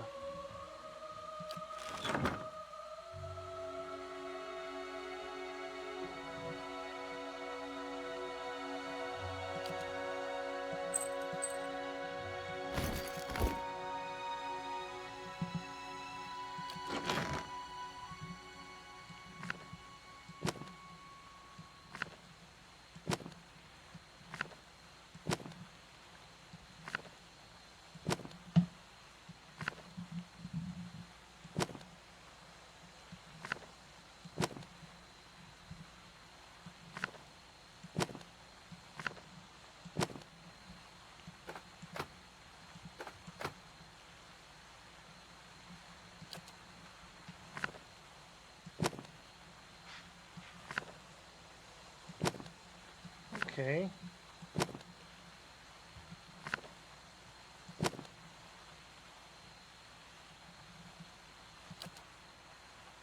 Hi, Marco. Hi, baby. It's okay. I love you. What's wrong? What's wrong? Trying to find that belt. There's a waist accessory. There's a waist equipment.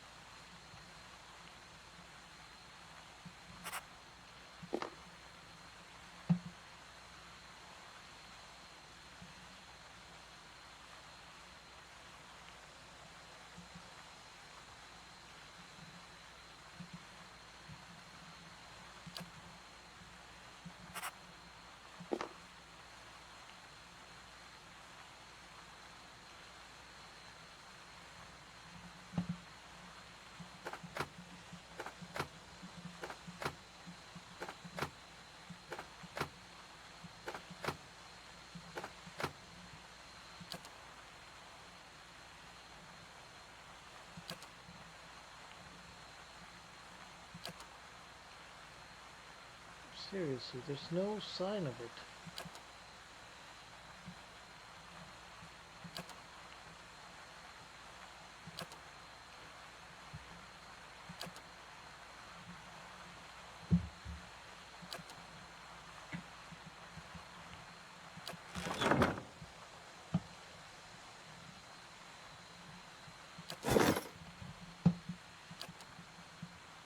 Our paths shall part. Your will, Watcher. I will wait in the place of your strength. Except inventory. That wasn't you.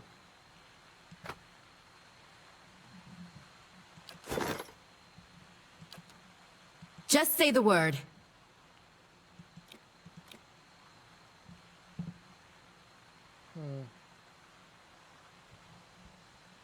Safe travels. Leave it to me. Alright, let's go ahead and level these two up.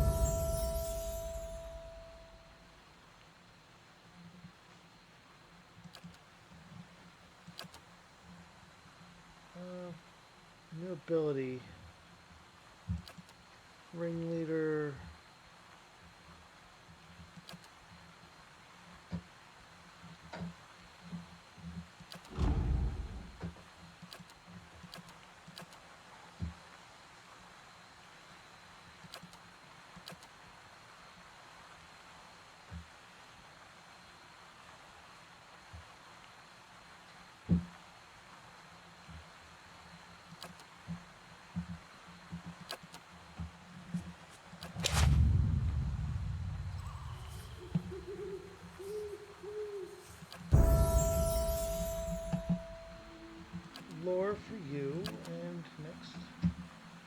we're going to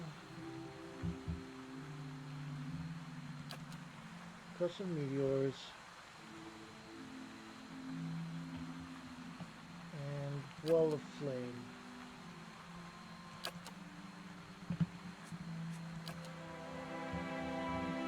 More lore. Next.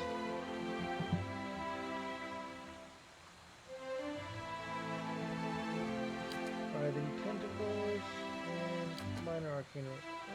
This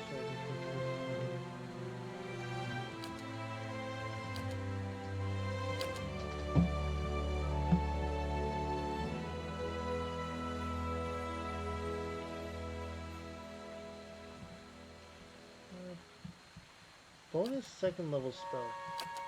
That's what your feats are going to be. More spell slots.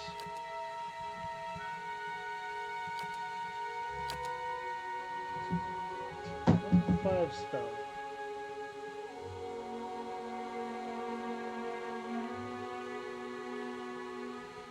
Torrent of Flame.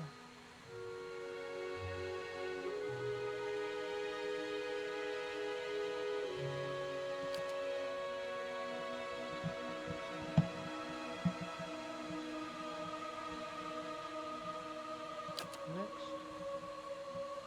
Oh, and we have a spell mastery.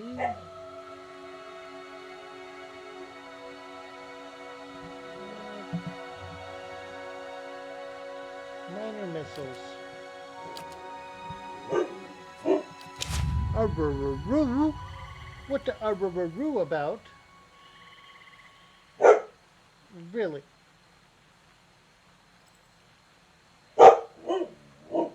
Is that so?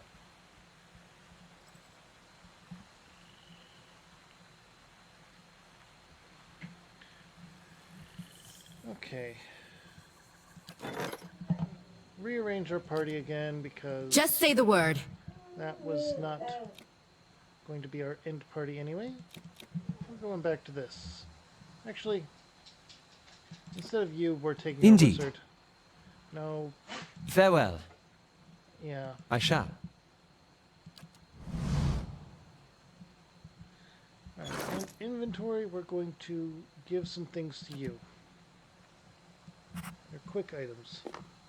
You're going to get some summoning quick items. Yes, he's holding a lot of grimoires. That's something we'll deal with later.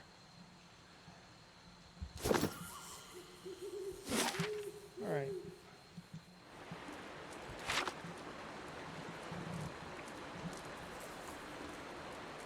Okay.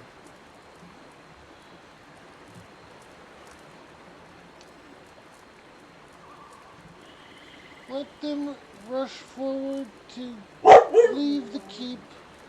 We'll head back. We'll go and deal the quests for the other gods to get more experience points and levels. And my dog is really wanting attention. And this is the party we're going with. Oh, we'll need to accept, or we'll need to change up our formation, mind you, but old song. But you're going already. What's the matter?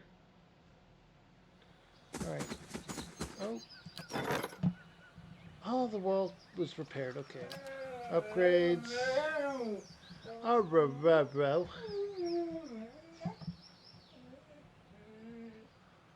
Oh, we need to build the dungeons. And we need to see our formation. This is good. This is actually good. Yeah. Formation's fine. Oh. Please, stop.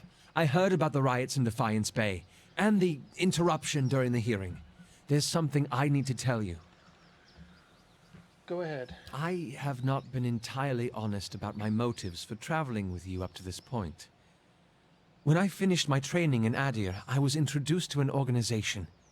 All I knew was that they were opposed to the unchecked spread of animency, and that they could guarantee me postings far away from the Seathwood my father and his earl. At that time, it was enough. In the early years, I thought of them as many things. Hooded men, prudent teachers. the Leaden Key.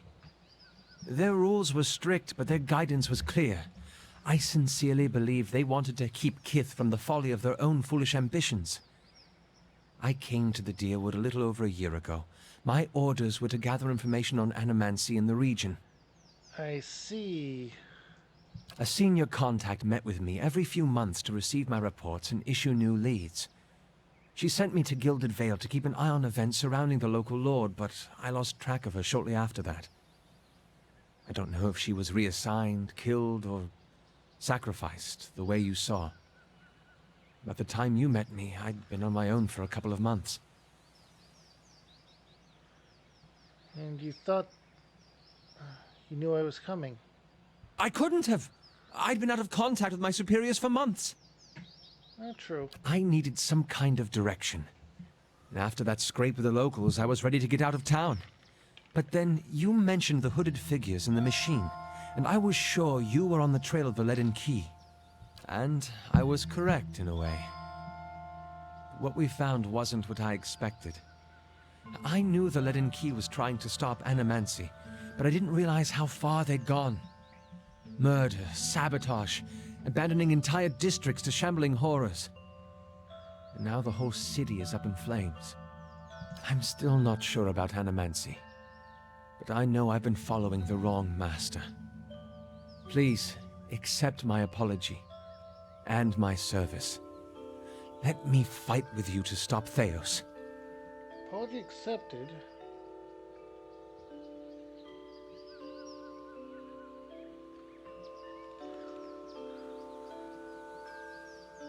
Oh, 3. Yeah. That would be an honor.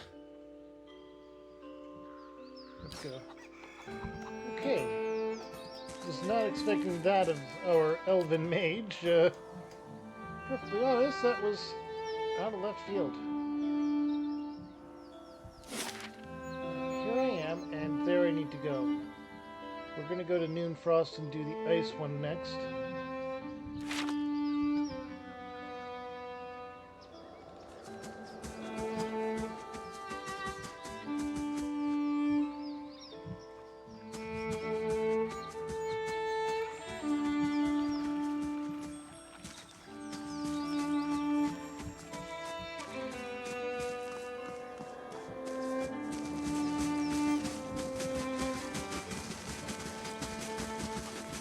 Okay.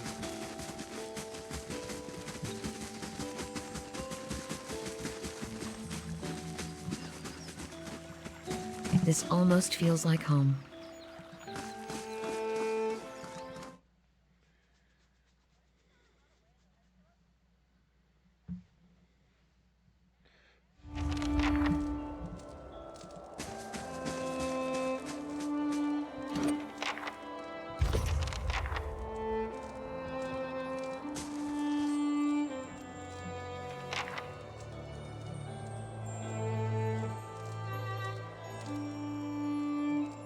Mescal.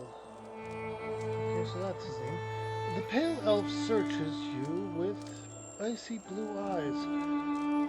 She shifts and knots or knits her fingers together. Welcome to Noonfrost. Most of the temple is currently closed for sacred ceremonies to Rheimgard. She forces a smile and waves to the eastern door. The shrine is to your right. You are welcome to make offerings to Rheimgard there. The rest of the temple is off limits.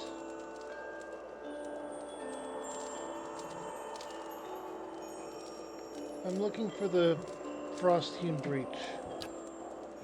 The barest flush rises in her pale cheeks. As I said, only the shrine in the eastern wing is open. The rest of the temple is closed to visitors right now. I suggest you make your devotion there and leave. Her cheeks flush, Watcher. Perhaps you misinterpreted what you meant by frost-hewn breach. Her eyes dart between the two doors on either side of the room. If that is all, it seems the cold has spread from Noonfrost. She stiffens. Rheimgard is the god of winter. It's been many years since his temple was attended. So there's nothing strange about a little chill around the place now. She lowers her head. If it bothers you, then perhaps you should go. Why is most of the temple closed? As I said, we're in the middle of a sacred ceremonies. She enunciates carefully. They're rather complex, and we don't permit outsiders to witness them. She glances at the elves over her shoulder.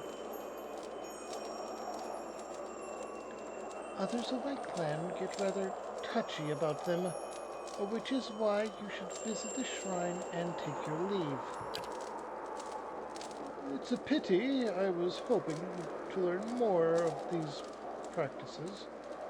The more complicated, the better, I say. What are you doing here? My clan journeyed from the White that Wins to pay homage to Rheimgard here at Noonfrost. We learned that this place had been abandoned for several years, and we felt it our duty to tend to one of our god's oldest temples. She rolls her shoulders back. It has been a long journey, but Rheimgard demands endurance. No doubt he will reward us for ours. Sagani's mouth is set in a firm frown. I hope it is. Tell me about Rheimgard. Goodbye.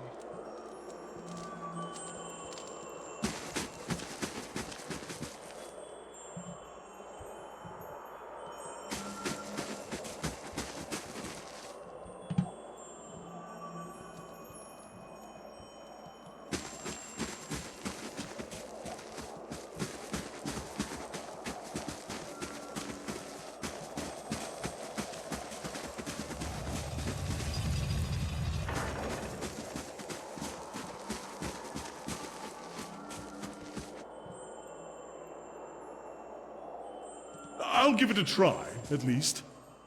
As requested.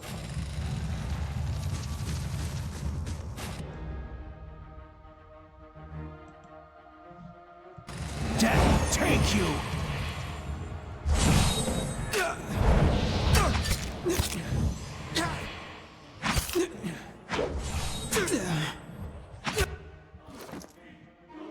Why do you have your sword out?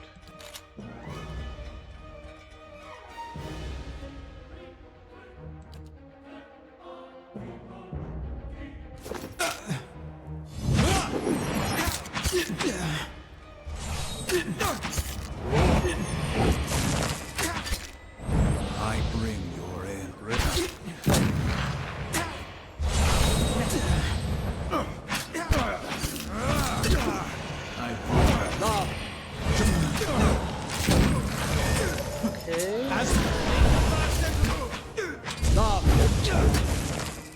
Lavaru, be on seat! Have the blessing of three gods. I don't even know what that blessing of Gilwin does.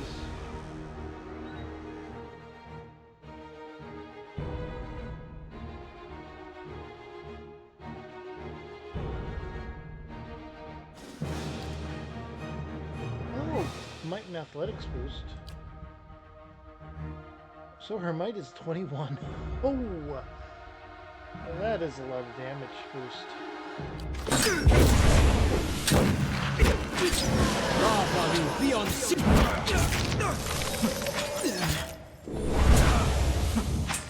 Lava!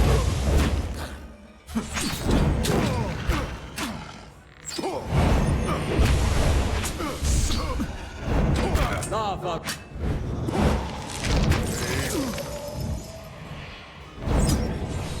Okay.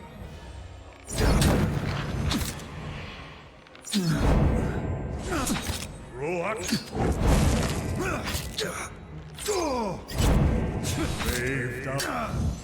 Riff! Riff!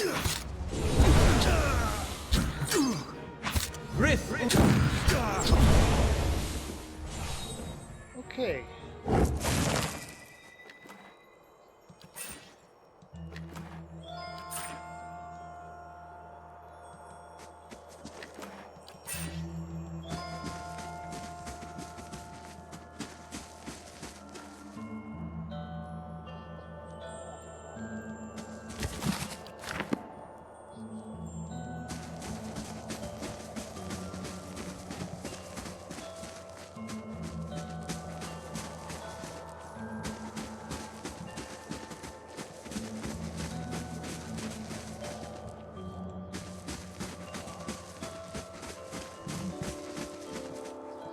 I'll give it a try, at least.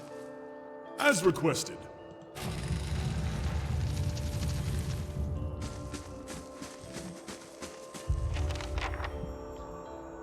Oh, a young Orlin scrambles on the stone floor, pressing her back against the wall and baring her teeth at you. Her fur is patchy and matted. As you step into the room, she squints and turns her large ears towards you. A heavy sigh escapes her tiny body. Beast, take me. My eyes mistook you for one of them. Please, get me out of here. What's happened to you?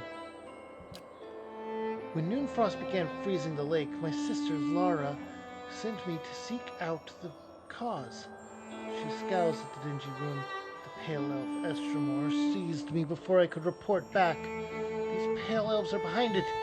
They showed up in Twin Elms not long ago. They wanted to saying they wanted to see to the upkeep of Noonfrost. I don't know how, but they opened the frost-hewn breach and are at the back of the temple. She sucks warmth and life straight into their frozen god's barren domain. She shivers. They've got to be stopped. It's only a matter of time before the cold spreads further. I didn't save yet. Make sure or wait here until I clear the path. Please, hurry.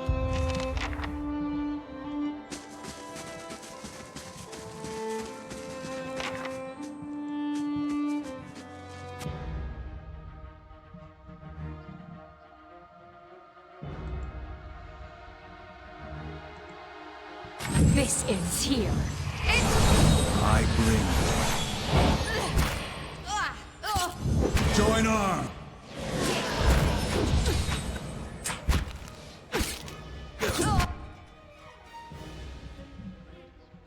Character, we're going to go over to you, double check your AI. It's damage, defense, so that's the problem. Aggressive. Save.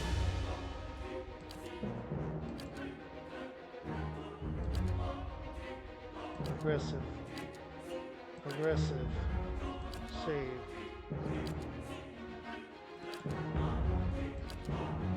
Aggressive. Save.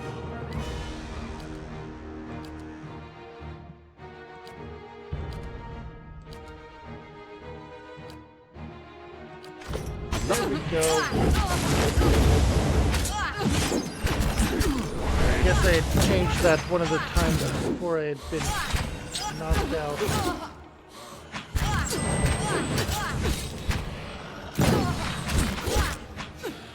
I hadn't saved after. Saved up.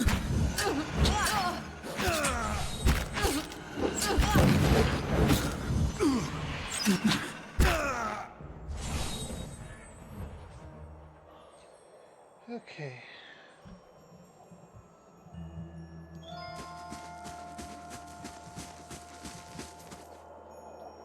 I can do that. As requested.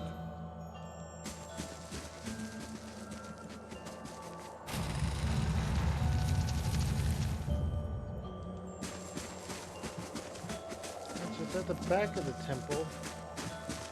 First, I bring your end. Working wrong.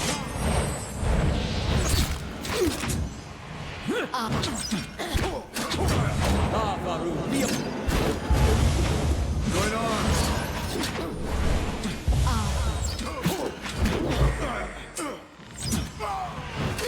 Reluctant. there we go. Brave.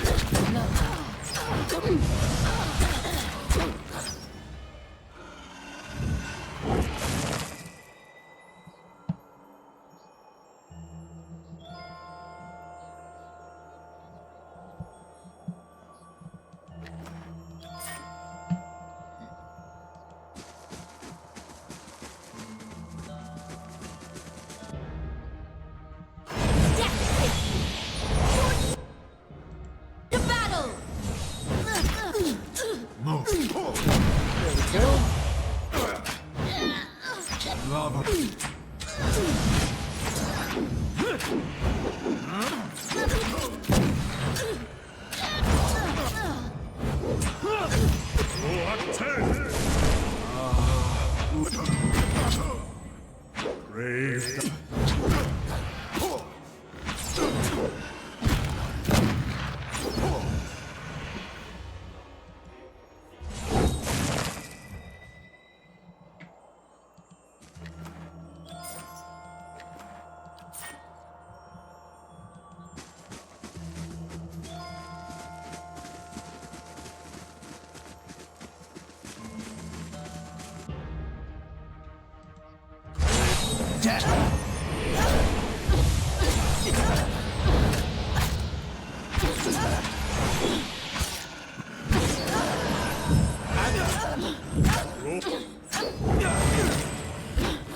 There we go.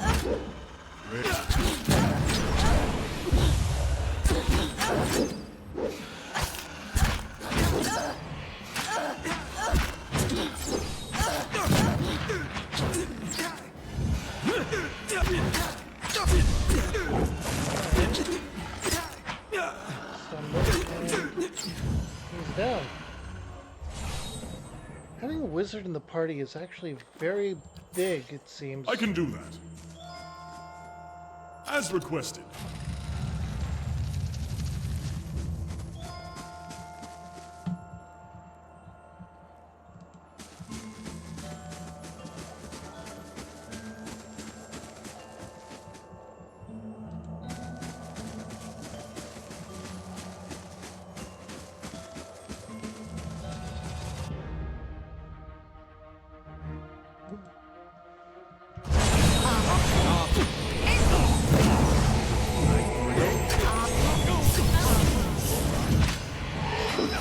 Wizard is down.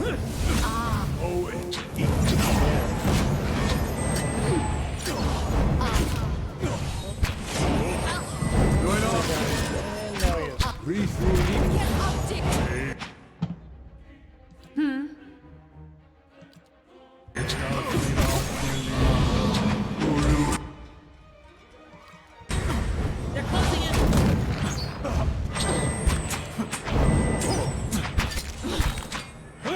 All that athletics next level with her.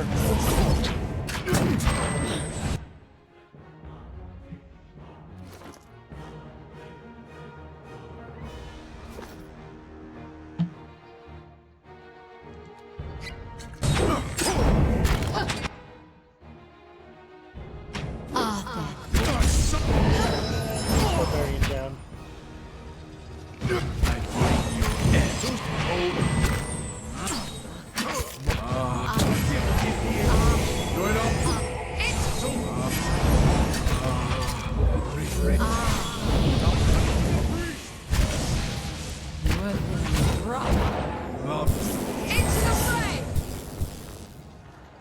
Load.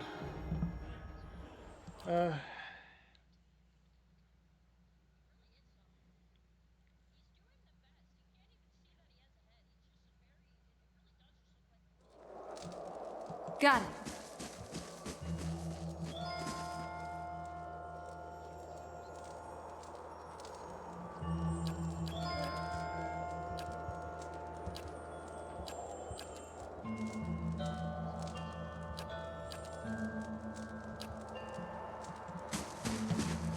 Okay, let's change the formation a bit more.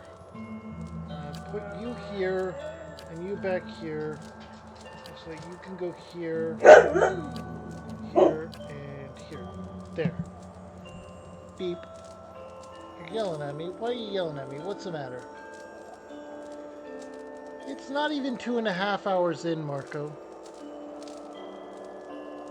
Can I go for at least one more try of this? Alright, formation sorted. We're going to go into characters. We're going to double check the AIs because you're aggressive. You're going to be aggressive. Are you set to aggressive? No, you're not. Okay. Aggressive. Save. Defensive to aggressive.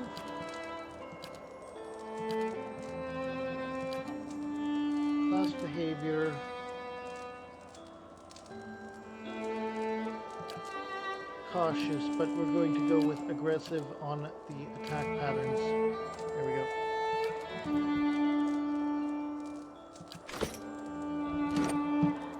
Double check with the Doomer fella. Yep, berserk and aggressive.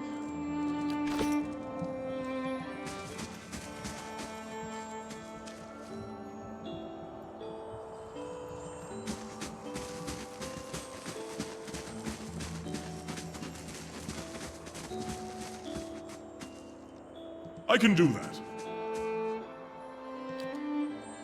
As requested. Love.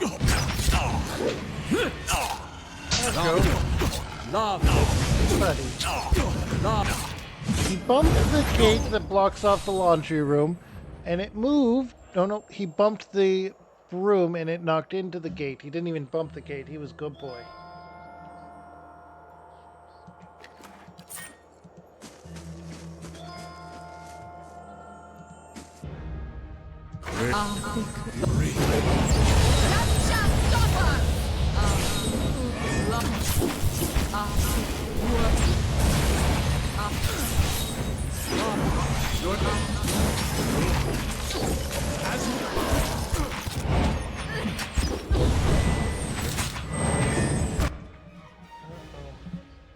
Eh?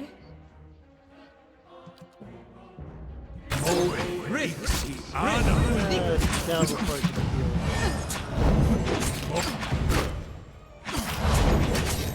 Damn, missed. This will be my last attempt for the day on this one.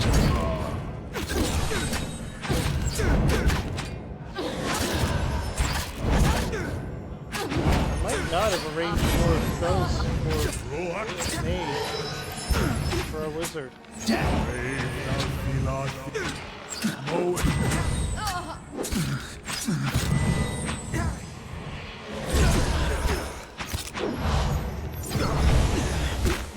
Oh, and our bard Panther still has his sword.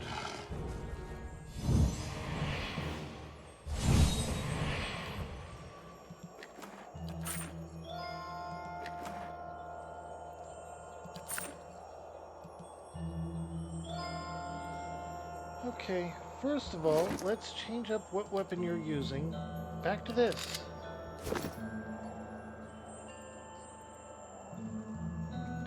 Then we're going to save game under this autosave. No, under Galwin's Maw, because we made the good decision here. Sure.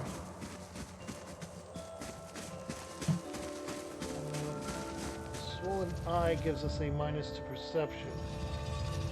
That's our accuracy. That's not so good.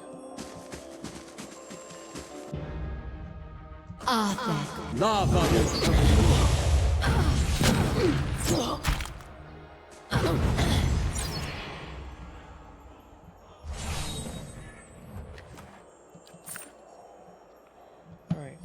And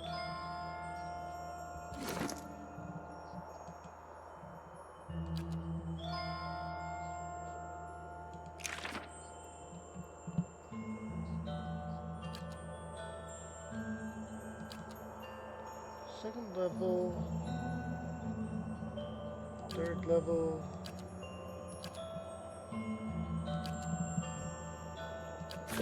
Alright, this is his book, but he can learn more spells.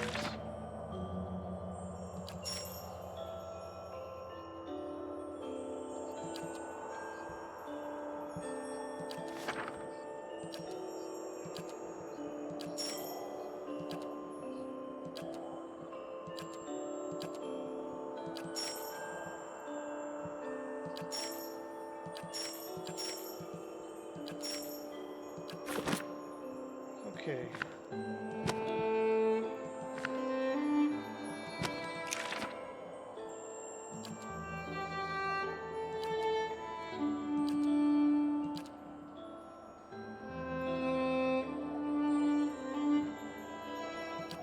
Oh.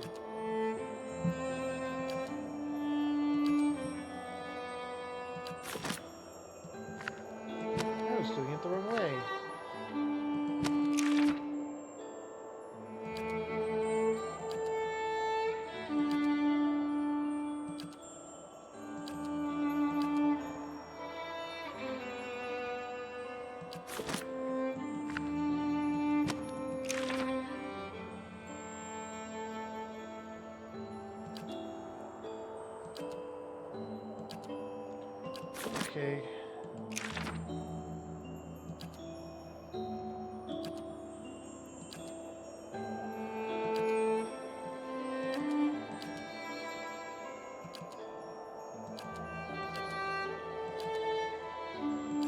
Alright, there we go.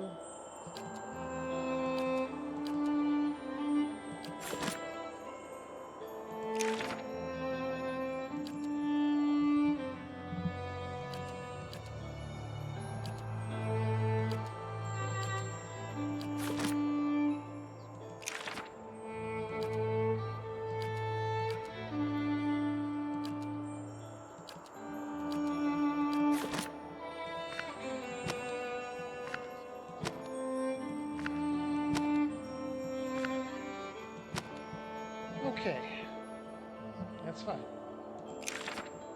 Alright. And for this, we're going to add some more things.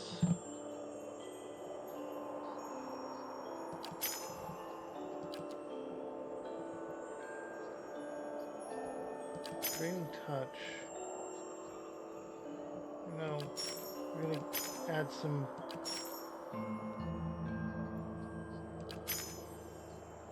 evasive spells.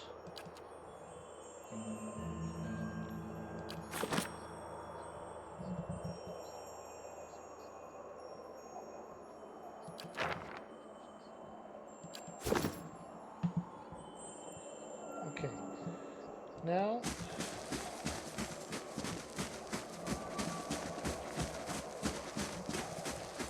I can do that. As requested.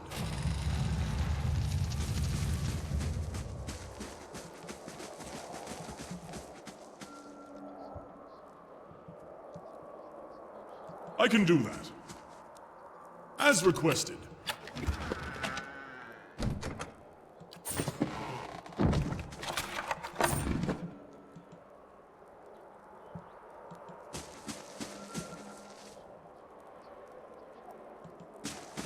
someone was using this recently.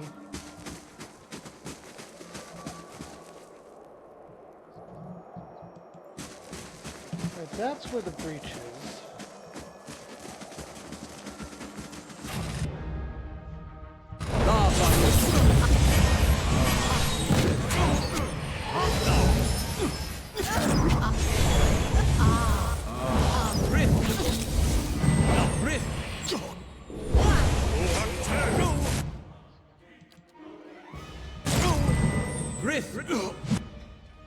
Oh,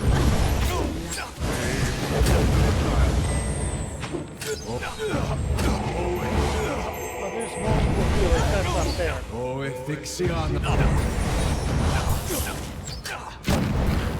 Oh, Ritulikna. Ritulikna.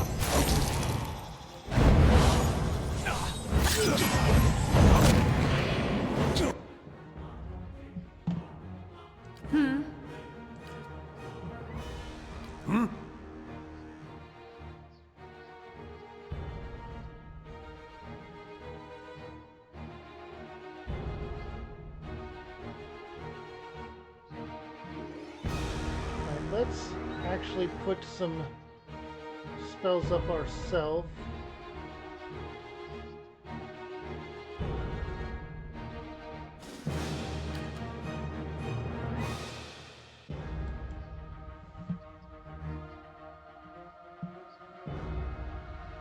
Aye? Malignant Cloud.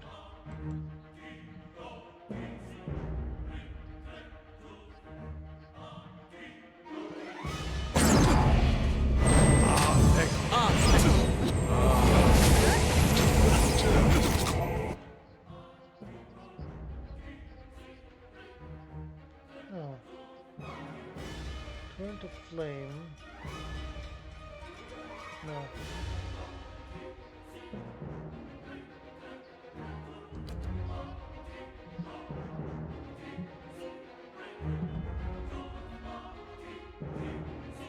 It's only on silver. Okay.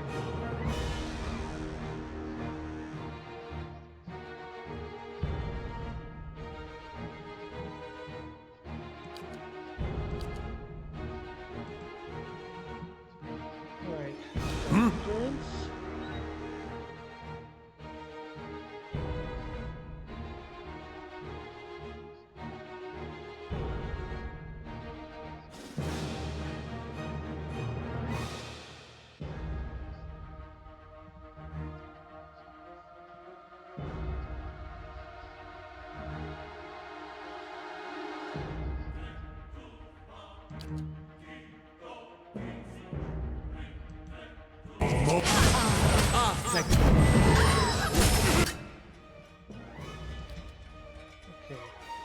And fireball.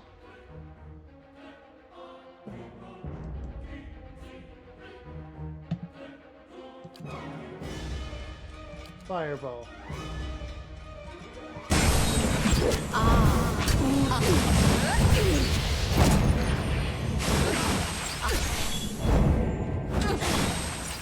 Join arms!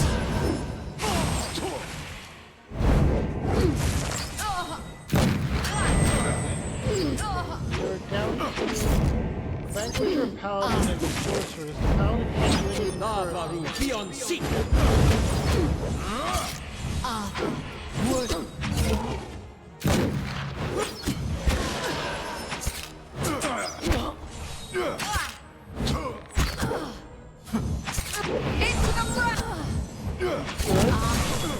It's going fine.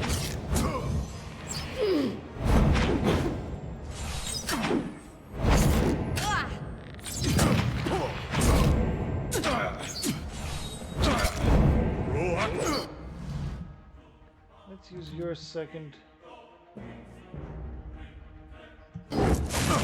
wind and your vigorous defense. Brave.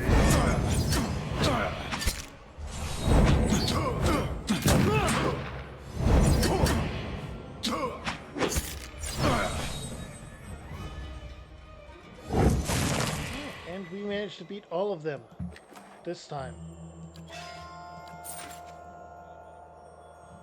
Of course.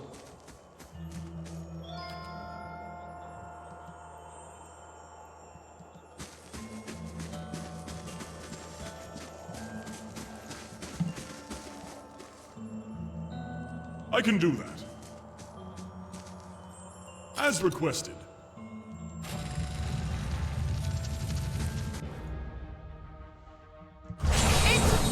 I bring your end.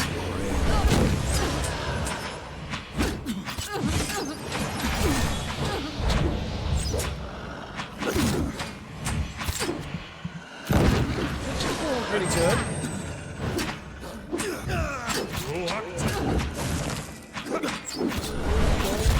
Good.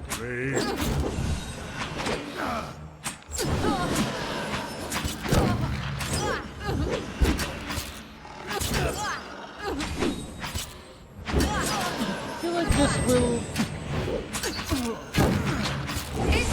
work this time around.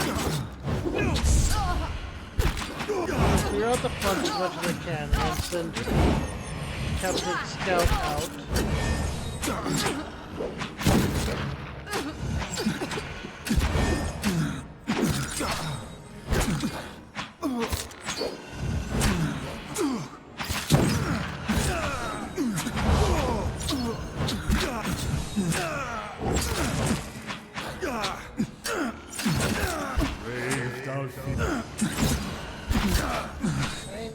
Despite the fact that we summon more frontliners, 3 frontliners, and then a couple of spellcasters. Oh, our fighter is in bad state. Okay, we have to rest. Are we even able to rest here, though? We are. Okay. Rest.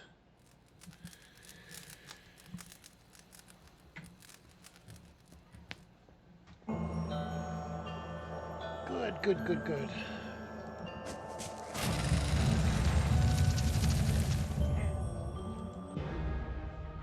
I bring your end. Lava! Excellent.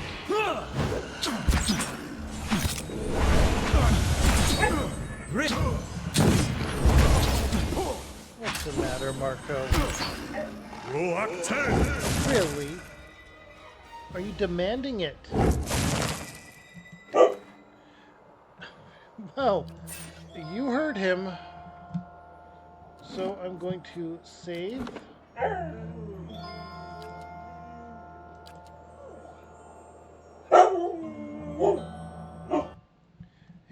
go over to chatting for now while I situate things here, because it seems like my dog wants me to end stream. So we'll just call this episode The Hunt and the Frost, or this stream, and I'm going to be ending it, it seems, because my dog is demanding me do so. Aren't you, Betty? Tell me all about it. You heard him. Tell me all about it, Marco.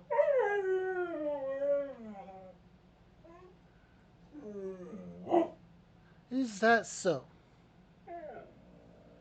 Well, you heard him. So, without further ado, I hope you all had a wonderful day, night, evening, whatever it is, or whatever it is where you are, whatever you're up to, whenever you're up to it, wherever you're up to it, however you're up to it, and whoever you're up to it with. Make sure to drop a follow here on Twitch, or if you're watching this as a VOD on YouTube, make sure to drop a like, comment, and subscribe down below. Make sure to hit that bell for notifications on both sites. And check out my Discord for notifications on when I go live, even off schedule. I'll be streaming some more Final Fantasy III later to make up for the shorter stream. Again, for some reason, he just doesn't like me streaming on Tuesdays and Wednesdays as much as on other days. And if you enjoyed my content on YouTube, make sure to check out my channel here in the middle. If you don't know where to start, over here on the right's a playlist of me playing a different game series. If my stuff isn't for you, but you stuck around anyway or skipped ahead to the end of the video, hey, don't lick my laptop. Then on the left is a video YouTube thinks you will like. Have a good one, everyone. Bye.